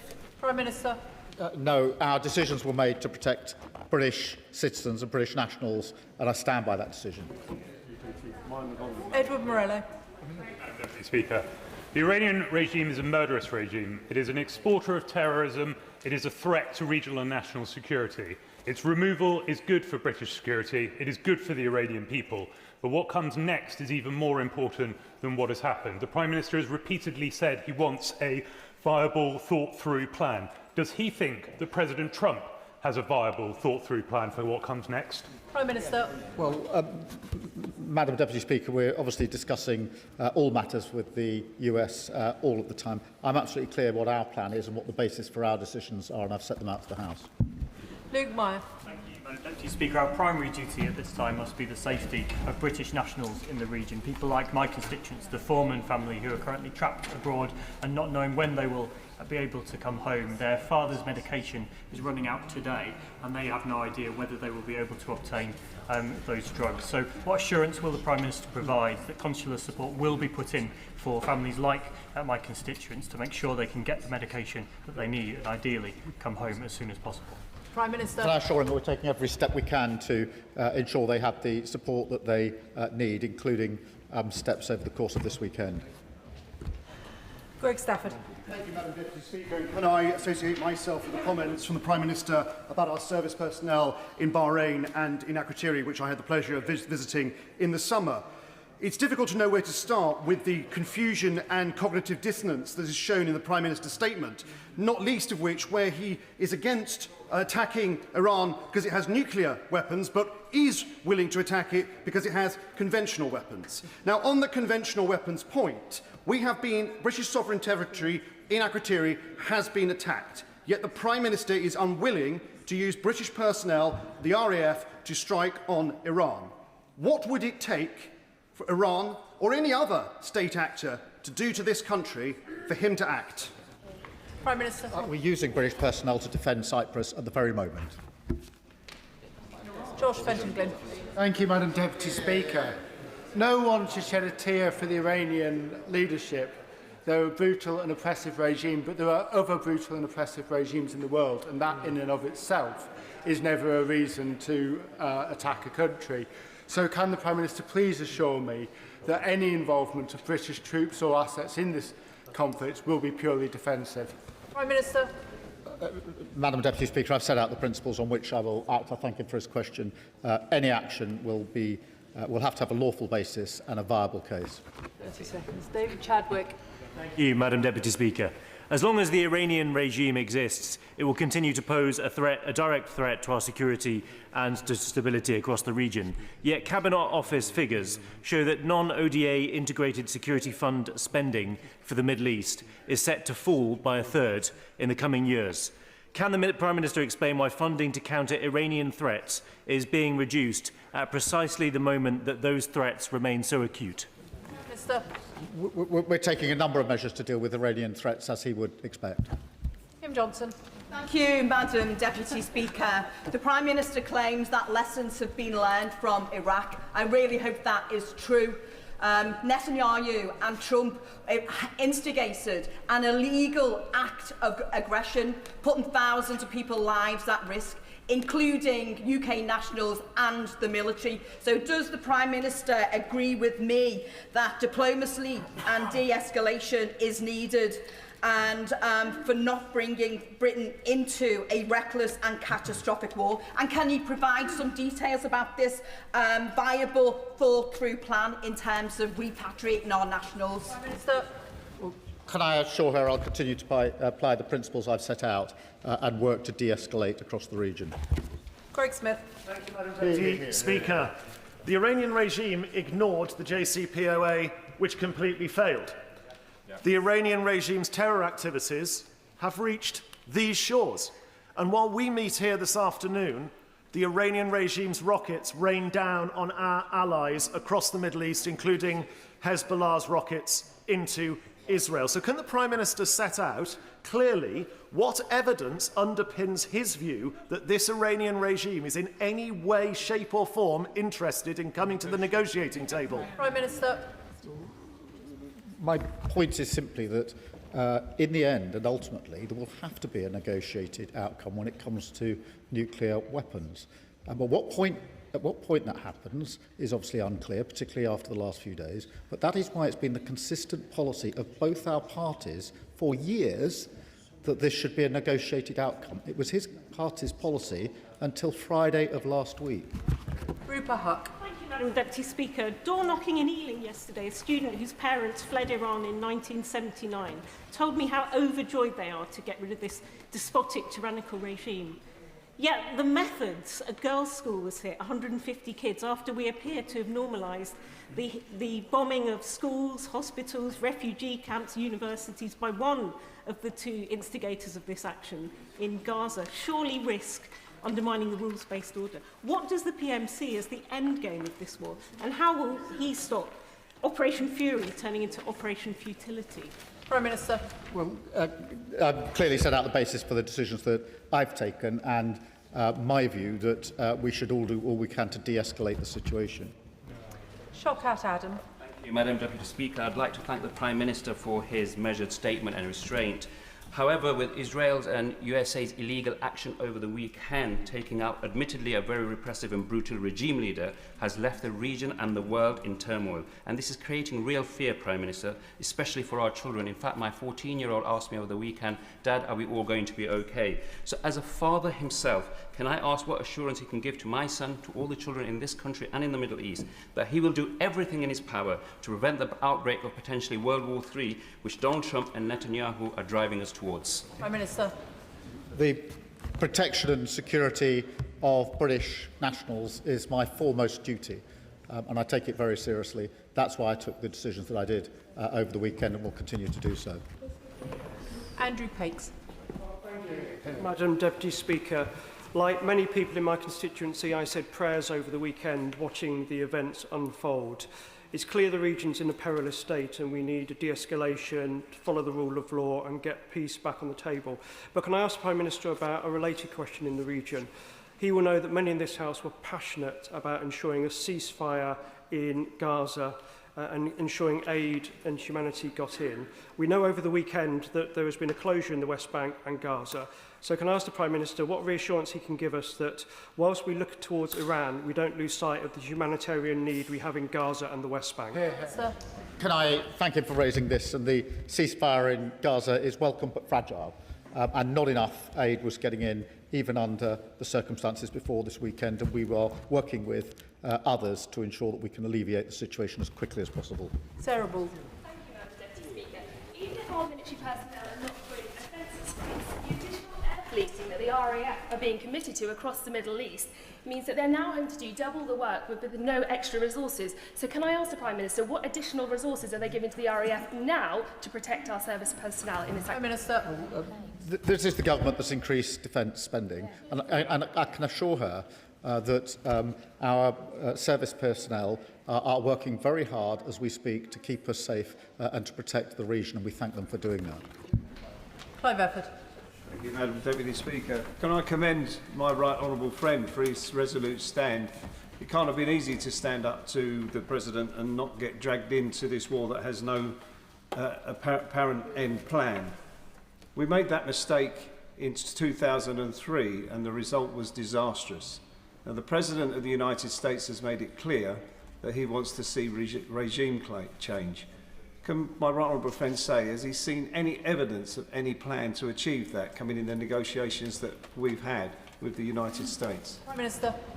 I can assure him we're talking to the US at all levels, and there's real clarity about the action that we've taken and the basis for the action we've taken and the reason for the action. Liz Saville-Roberts. No one here is an apologist for the cruel Iranian regime, but the escalation initiated by the US administration and the Israeli government is illegal, and I'm certain that the Prime Minister knows this. There are hundreds of thousands of UK citizens directly affected and at risk. They include people from Dwyfor Meirionnydd. And while there must be questions anon about a vote in this House when we fear that these defensive actions will slide into offensive ones, and we do not know how we will track that process, nonetheless, the question for today that people want us to ask is when will people be coming home, especially from Doha and Dubai? Prime Minister. Can I thank her for her question? I know that her constituents and all of our constituents will be very concerned, particularly since there's 300,000 in the region. That is why we're working with our allies to make sure that the answer to her question is that we'll get them home as quickly and as safely as we can, obviously working with our regional allies on this as we speak. David Burton-Sampson. Thank you, Madam Deputy Speaker, and can I thank the PM for his measured response so far. I've spoken to former constituents and friends who are in the UAE and who are British expats.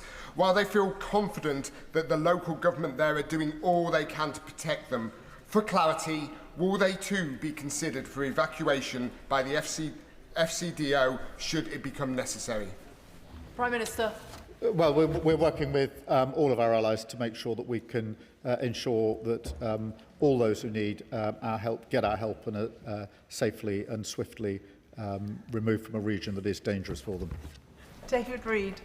Thank you, Madam Deputy Speaker. I think we can all agree that international law has an important role to play, but the world is changing and we must adapt to protect our national security. Now, given that international law is broad in nature and open to interpretation, and we've heard that from the differing views of both the Attorney General and the Shadow Attorney General, for public accountability and the seriousness of this situation, can the Prime Minister tell us how many and which international lawyers he consulted before he made his decisions over recent days? Prime Minister. I'm not going to disclose the full advice, but I would. It's not just it's an important role. It's vital if we're taking action that involves our personnel. It's vital. That's why I took advice.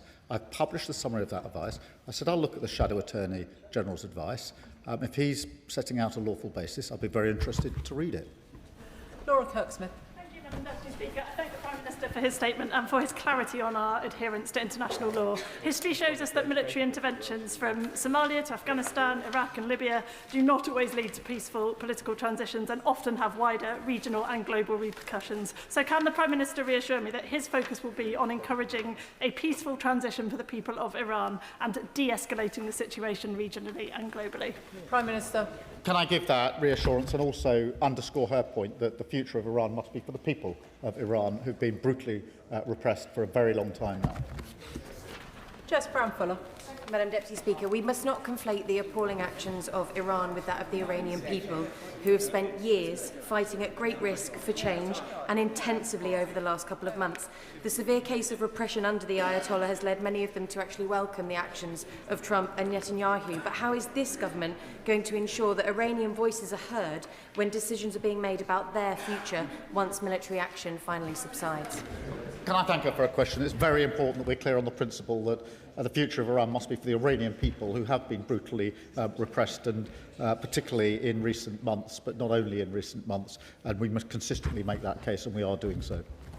Richard Bergen. Thank you, Madam Deputy Speaker. This is an extremely dangerous moment. Iraq, Afghanistan and Libya show where this can end up, with death, destruction, terror and chaos impacting tens of millions of people. Given that, shouldn't the government's focus be on pushing Trump, Israel and Iran towards diplomacy, de-escalation and a ceasefire, and instead, by siding with Trump, hasn't the Prime Minister risked dragging us into a wider conflict which leaves us all less safe and which could include mission creep, which will erode the distinction the Prime Minister is attempting to make between offensive and defensive actions, leading us embroiled fully in an illegal US war in the Middle East? Prime Minister. Madam Deputy Speaker, my focus has been on the protection of British nationals in the region. There are 300,000 of them. They are at risk, and it is our duty to take steps to ensure that we reduce that risk and bring them to safety and security. Simon Hall. Mr. Speaker, a militarily degraded Iran will be welcomed by both the region and the world. But an Iran that still possesses enriched uranium and potentially becoming a failed state is something to be avoided at all costs. The Prime Minister will recognise that. Whilst it's uncertain what President Trump's plan is, there will be clearly, at some point, negotiations, talks towards peace and a cessation of action. Will he impress upon the American administration that now is the opportunity to link progress for ordinary Iranians, their democratic rights, their freedoms and their civil liberties as part of that, and not just view it as a military degradation exercise? Prime Minister. Can I thank him for his question and agree with the way he puts it? It is very important that we deal and acknowledge the brutal repression of Iranian people for so many years. Jim Dixon. Thank you, Madam Deputy Speaker. Can I express my support for the government's handling of the events this weekend, particularly the clarity given by the Prime Minister today that international law is paramount, and also the priority given to the safety of UK citizens. Does he agree with me, however, that This will only end when Iran and the US and allies get round the table, talk about nuclear de-escalation, and Iran abandons its nuclear ambitions. Will the Prime Minister perhaps tell us what conversations he'd had with allies in order to ensure that that happens? Prime Minister. Well, we're having conversations with allies about de-escalating the situation and how we get back to negotiation, which in the end, at whatever stage it is going to have to be part of the process. Samuel Wilson. Thank you, Madam Deputy Speaker. And we should welcome the actions of America and Israel in trying to destroy a regime which the Prime Minister has described has exported terror all over the world. But why the weak-kneed response from the government that we're limiting our bases to defensive actions? And maybe he would clarify, what does he mean by defensive actions? For example, attacks on the drone factories which are used to deliver the bombs, is that defensive? Attacks on the leaders who are planning the war against our allies in the Middle East, is that defensive? Attacks on nuclear facilities, would that be regarded defensive? Or attacks on the infrastructure which is used to mobilise these weapons, would that be defensive? What are the limits of this defensive action?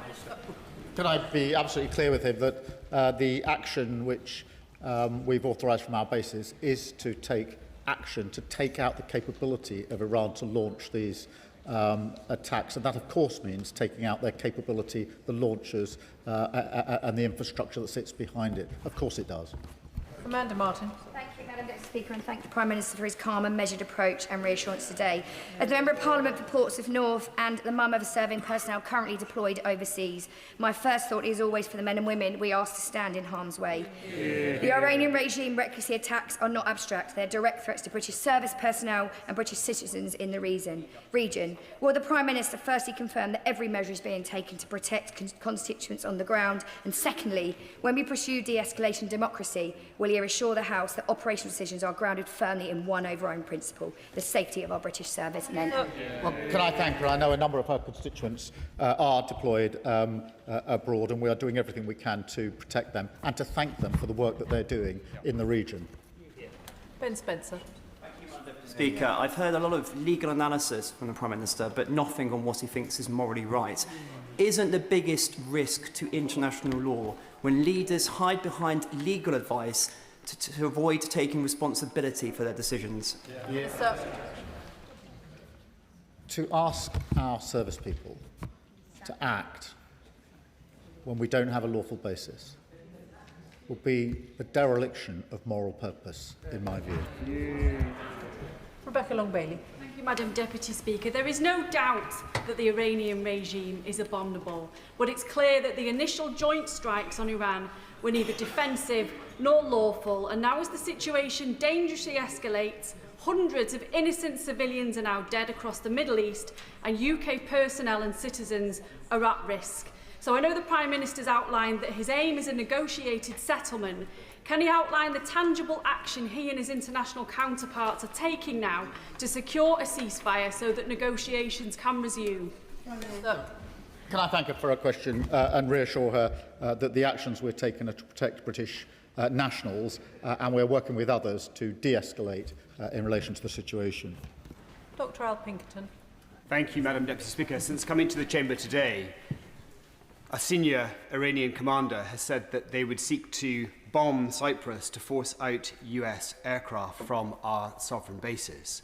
So as a guarantor of Cyprus's security and as a sovereign presence on the island of Cyprus, can I ask the Prime Minister what concrete military devices do we have and measures do we have in place in Cyprus to ensure that no further successful drone attacks can happen on the airfield, but also what assurances can he offer to Cyprus as a whole that no attacks will take place in Cyprus as a result of our presence there? Sir, well. Can I be absolutely clear again, because it really matters, that we are not using Cyprus for US bases. That is our base. And I won't go into operational details, but as he would expect, we are taking all the necessary measures to ensure that Cyprus and the base are safe. I spoke to the President yesterday. I hope to speak to him again later this afternoon. Frank McNally. Thank you, Very much, Madam Deputy Speaker, and I thank the Prime Minister for his statement. Given the comments from the Iranian Foreign Minister yesterday that the IRGC is adopting a decentralised mosaic defence to fragment command and control structures and create even more unpredictable flashpoints, can my right honourable friend update the House on what steps he is taking with allies, including partners in the region, to mitigate such developments which threaten to escalate and prolong this conflict? Yes, I can. We've put in extensive sanctions already, and we keep the situation under constant review. Thank you, Madam Deputy Speaker. I'd just like to come back to the drone attack on RAF Akrotiri and the alarming ease with which the Iranian regime was able to penetrate our defences and strike the airfield there. It very much suggests that there is very little in the way of counter-UAS capability there, and also suggests that there's nothing in the way of two counter-UAS wing there in terms of squadrons to deter that. But can the Prime Minister confirm what type of drone it was that struck the airfield, and can he also confirm what the origin of that drone was? Did it fly from Iran, fly all the way across Israeli airspace to strike Cyprus, or did it come from Hezbollah in Lebanon? And if so, given that we've been attacking Daesh targets via Operation Shader this year, will he strike back at Hezbollah if it proves that the drone came from there? Prime Minister. Can I just reassure him and through him everybody in Cyprus, there are protective measures in place, and his description is not right, and it's not helpful to those living in Cyprus to cast it in those terms. It really isn't.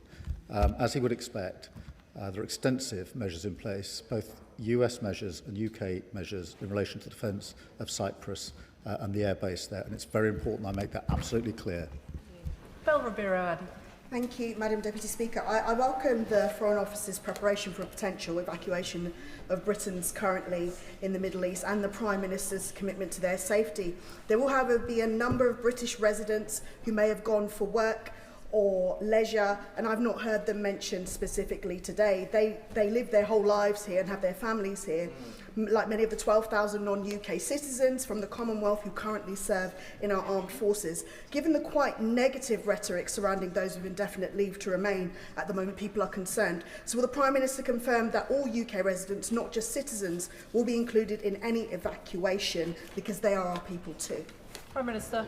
Can I thank her for that reminder? I did mention it in my opening statement, but she's quite right that we must be clear that we will protect all of those who need our protection, and obviously where people need to get out, we're working with all of them to get them out as quickly and as safely as possible. Helen Maguire. After the fall of the regime in Iraq, there was no long-term plan and civil society collapsed. In 2004, I was an Optelic 4 in Iraq, retraining the Iraqi police service. One day I asked my Lance Corporal, how do we know if the recruits are former Ba'athist regime supporters or not? And he said, we don't. We've no idea who we're training. The US attacked Iran with no clear strategy, and now this government has agreed that UK bases can be used for defensive attacks. I'm seriously concerned about the potential for mission creep when there's no clear understanding of Trump's military objectives. In deciding to allow the US to use UK bases for defensive actions, UK military and civilian lives have been put at risk. Military operations with no clear objectives tend to fail. So can the Prime Minister explain how such a decision was made which could lead to mission creep when we have no understanding of Trump's long-term military aim or post-conflict plan? Can I thank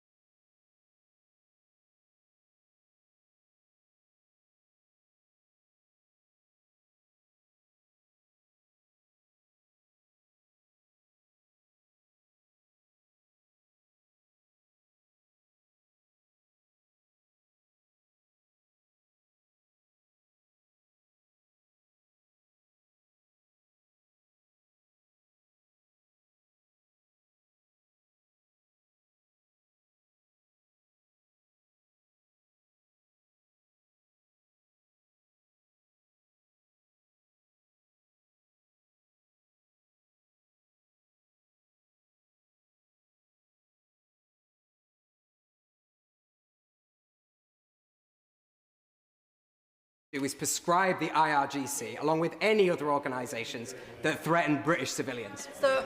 Well, can I assure him we keep that under review, and we have already put in place a considerable number of sanctions. Dr Neil Shastri-Hurst. Thank you very much, Madam Deputy Speaker. The Prime Minister set out in his statement with some clarity the threats posed by Iran. Taking that into account, does he not recognise that treating international law as a rigid instrument as opposed to a flexible one, as he appears to do so, risks binding our hands when it comes to national security? Prime Minister. I've made the point a number of times. It's important there's a clear legal basis.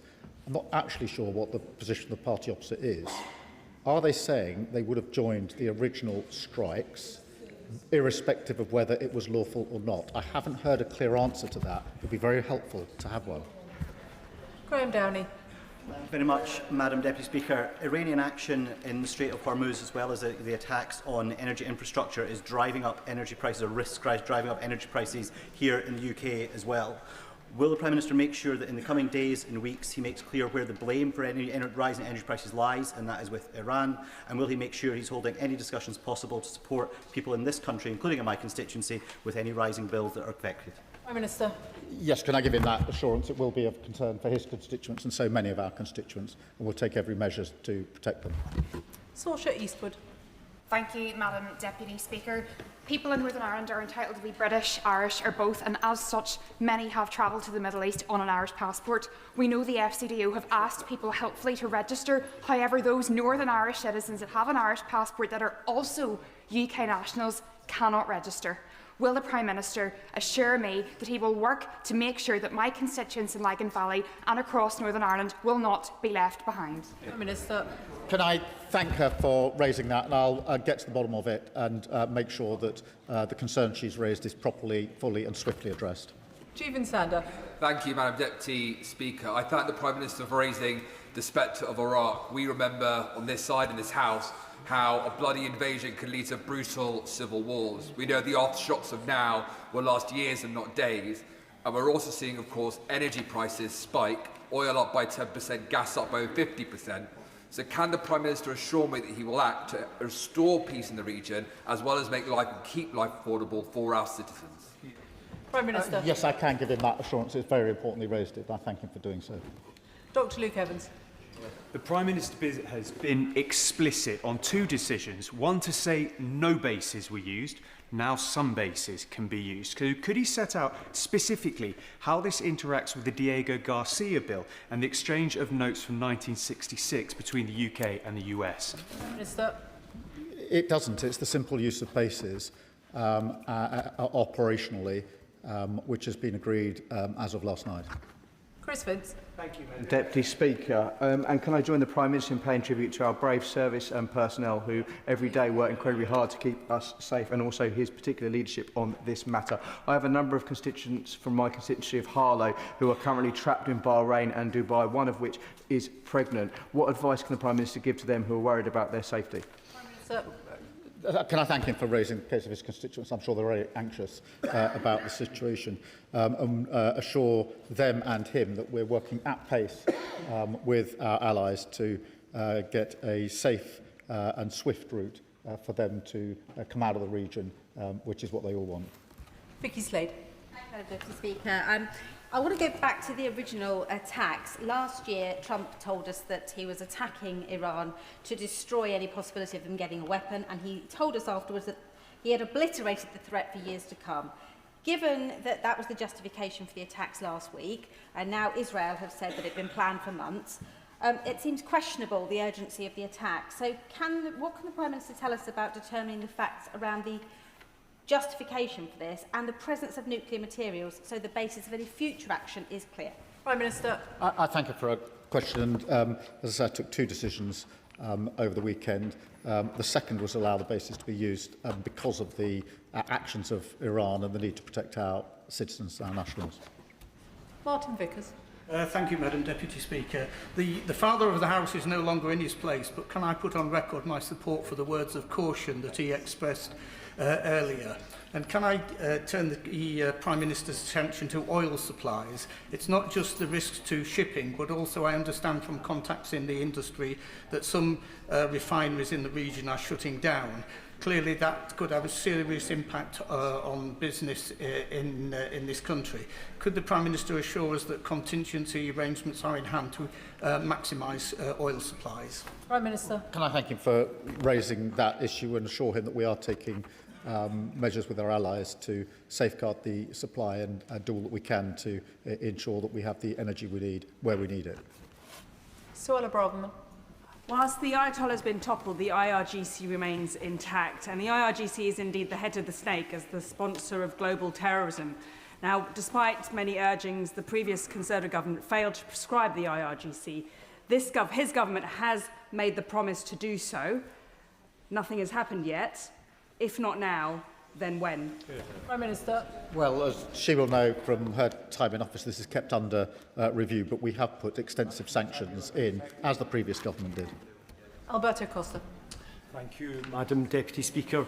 Putting aside for a moment the rights and wrongs of the Prime Minister's decision on Saturday morning, can I ask the Prime Minister whether or not the BBC, which is in a unique position running BBC Persian language broadcasting into Iran, and given President Trump's wishes for the Iranian people themselves to take control, can the Prime Minister put on record if he will work with the BBC over the coming days to ensure that there's more government funding, wherever necessary, to broadcast what is required to the Iranian people?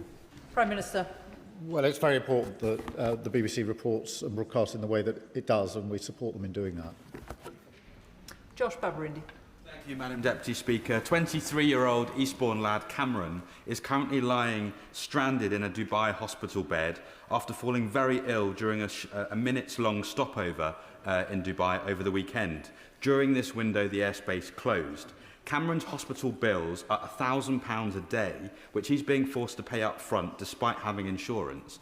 Cameron, who's watching, urgently needs to know, 1, when the Prime Minister will outline his repatriation plan, if there will be one. 2, when the Prime Minister will he prioritise British nationals who are clinically vulnerable for repatriation if it is medically safe. And third and finally, will the appropriate minister meet with me and with Cameron's family to ensure that he gets the treatment that he needs before money runs out, and to make sure that we can get Cameron back to Eastbourne safe? Minister. Cameron and his family and loved ones must be extremely worried. If he would pass me the full details of that particular case, I'll make sure that we do whatever we can to assist Cameron and his family. Graham Stewart. The Speaker, the Prime Minister has made it clear that he thinks that there was insufficient imminent threat to justify our going with our allies in the initial strike. But after the act of war, after the attack on UK citizens across the Middle East, many countries of whom were not participating, and on British sovereign territory, that means that we can join in and we could be involved in offensive actions if the Prime Minister so chose. Why is he choosing not to, and why is he pretending it's for a legal reason when that legal reason has disappeared? Prime Minister. We started taking action on Saturday morning with our pilots in the sky across the region, and they've been working ever since. We added to that yesterday afternoon by acceding to the request of the Americans to use our bases for the attacks on the capability of Iran to launch the strikes in the first place. Ayub Khan. Thank you, Madam Deputy Speaker. Can I thank the Prime Minister for accepting that the reason the British Army is not involved is because it would be unlawful and illegal. Thereby, what America has done is illegal. An illegal attack which led to the death of 167 girls aged between 7 and 11. And there are people that are sat in this audience here today, Prime Minister, that oppose refugees coming into this country. The very people that are asking for war. Would the Prime Minister be surprised if we had a sudden influx of refugees because of what's happening? Prime Minister. The actions I've taken have focused on our need to protect our British nationals. I think it's in all of our interests, including our British nationals, that we do all we can to de-escalate the situation as quickly as possible. Martin Wrigley. Thank you very much, Madam Deputy Speaker. I welcome the removal of the abhorrent Iranian regime, having seen the beginning of it 47 years ago when my father was a serving officer in the British Embassy and we knew the Americans taken hostage. So may I add my thanks to our current serving personnel who are putting their lives at risk. Given that we have, since the preemptive strike, now a sad but inevitable increasing escalation of hostilities, what can the Prime Minister do to persuade Donald Trump to go to negotiation, which is where we have to be, given that he believes in win-or-lose situations only? Well, we're working with all of our allies and having discussions at every level with the US and others about how we resolve this situation and de-escalate. And ultimately, it will have to be a question of negotiation. Jim Allister. I do not underestimate for one moment the gravity of any government deciding to place its brave servicemen and women in harm's way. But in circumstances where our bases and our citizens are being targeted by the terror machine that is Iran, why are we still, as United Kingdom government, equivocating over whether we are actively on the side of those determined to liquidate the threat? Why the equivocation? We're not. Pilots have been in the sky since Saturday morning, hours after the attack, risking their lives. I'm grateful for them for doing so. They went straight up there, and they've been up there ever since. No equivocation. They went up straight away, and it was the right thing to do. Claire Young. Madam Deputy Speaker, this conflict has grounded travellers at Doha, including a constituent who has 3 young children waiting at home. Following his conversation with Qatari leaders, can the Prime Minister explain how evacuations will be prioritised and what support on the ground is being provided to those who are simply expecting to pass through? Prime Minister. Yeah, can I reassure, we're working with Qataris and others to ensure that we're able to get everybody to safety and security as quickly as possible. And they're evolving plans, as she will appreciate. It's a difficult situation, but I can assure her we're doing everything we can to get people out safely. They're our first priority. Adnan Hussain. As the Prime Minister admits, after the illegal preemptive strikes and the killing of Iran's leader, Iran has become more aggressive and more unpredictable in the region. So I ask, how can we possibly assure that further strikes, further attacks, further aggression will somehow calm the situation? Britain must not contribute to another conflict whose legality is in serious doubt. Will the Prime Minister now commit to upholding international law unequivocally and to publishing the government's legal advice and to pressing instead for an immediate ceasefire and for a return to diplomacy, rather than risking and allowing the United Kingdom to be drawn into another unlawful war? It's my duty to protect British nationals. We have 300,000 in the region, and you've heard the anxiety from various members about their constituents who are trapped in that situation, only too aware of the danger that they're facing. It's my duty to ensure that the risk to them is reduced. That's why we took the action we did over the weekend. Chris Coughlin. And Deputy Speaker, British Lance Corporal Brodie Gillen was killed by an Iranian ballistic missile in Iraq in 2020. When I arrived as a soldier 3 months later, our base came under attack from Iranian proxy militias 8 times. The Iranian regime has gunned down tens of thousands of protesters in recent weeks. Morality is complex. I entirely support the Prime Minister on his view of the need for a negotiated settlement, given sadly that the risks of regime change. But does the Prime Minister agree with me that any negotiated settlement needs to include protections against reprisals for protesters? Prime Minister. Very much so, and can I thank him for his service. It is really important that we approach this with clear principles about what we're trying to achieve and learning the lessons of history in terms of what happens after conflicts like this. James McMurdoch. Thank you, Madam Deputy Speaker. And may I put on record, while I may not agree with all of the conclusions the Prime Minister has drawn, I am very grateful for the reverence and caution he shows to and the respect for the human life that he's been trying to demonstrate.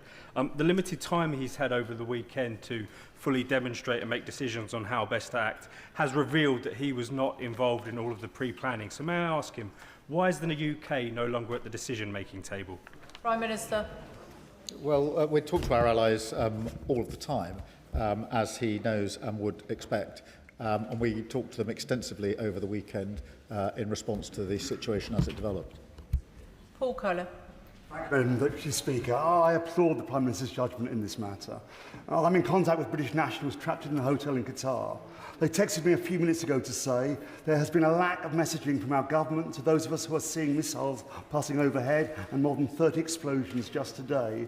They're desperate for news on evacuation plans, but the consulate auto-reply is currently advising them on how best to enjoy Ramadan.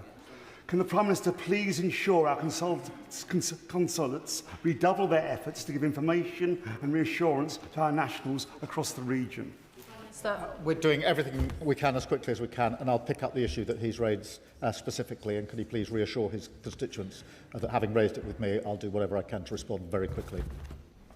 Zara Sultana. Thank you, Madam Deputy Speaker. US congressional staff were told on Sunday that Iran was not planning to strike American forces or bases unless Israel attacked Iran first. In other words, there was no intelligence indicating an imminent threat. Yet we have already seen preemptive strikes attacking a girls' school, killing over 100 children. This has been condemned by UNESCO as a grave violation of humanitarian law, yet the Prime Minister didn't bother to mention it. Continuing such actions is unlawful. Allowing them to take place from UK bases is unlawful. So I ask the Prime Minister, is the genocide of the Palestinian people not enough for this Labour government? Is he proud to be another Labour Prime Minister, obediently following Washington into yet another illegal war in the Middle East, making us all less safe? And finally, how much does he enjoy being Donald Trump's poodle? Prime Minister. I've set out the decisions I made over the weekend and the reasons for them. My first duty is to protect British nationals. It's the most important duty that I have, and I'll continue to discharge it. Jim Shannon. Thank you, Madam Deputy Speaker. First of all, could I thank the Prime Minister for his statement. Ayatollah Khamenei and his regime have denied religious minorities freedom of religious belief for years. The Christians, the Sunnis, the Shias, the Baha'is. They killed 30,000 people in January 2026 who were protesting. Girls are abused and victimised regularly. Today the Ayatollah is deservedly dead and he burns in hell. And for one, I've put a shovel of coals on his head and hope his damnation will be a long one. Prime Minister, the IRGC and the Bajai paramilitary groups have the guns, the protesters have none. So what discussions has the Prime Minister had with the USA and Israel to destroy the murderous IRGC? And what discussion has the Minister had with Madam Rajavi and the national government, Iranian government in exile, and their 10-point plan for a solution for a transparent way forward? Well, there are many discussions going on, as he will appreciate, and I do understand his level of concern, particularly in relation to religious freedom. So we are working with colleagues on those issues, and I'll update the House accordingly. Danny Kruger. Thank you very much, Madam Deputy Speaker. I don't know what's more humiliating for the United Kingdom, the moral weakness of a government that can't distinguish between right and wrong and can't even take a sovereign decision without consulting international lawyers, or the material weakness of a country that has just decommissioned its last frigate in the Gulf and, as the Prime Minister has said in his statement, does not have the capability to defend our own citizens in the region. So given this position of neutrality and impotence, will the Prime Minister clarify what exactly he means by defensive versus offensive action? The whole operation is defensive according to the terms that the Prime Minister has set out. Or does he expect that the British will have some sort of operational veto on individual flights that the Americans take off from our bases? Minister.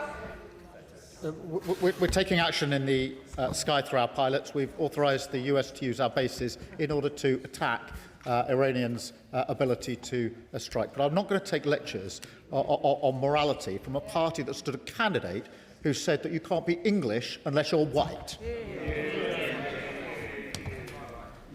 Can I thank the Prime Minister for his statement? Point of order, Ellie Chowns. Thank you, Madam Deputy Speaker. The Honourable Member for Wetherby and Easingwold incorrectly attacked the reputation of Motin Ali, Deputy Leader of the Green Party, by saying that he'd protested in support of the Ayatollah. He certainly did not.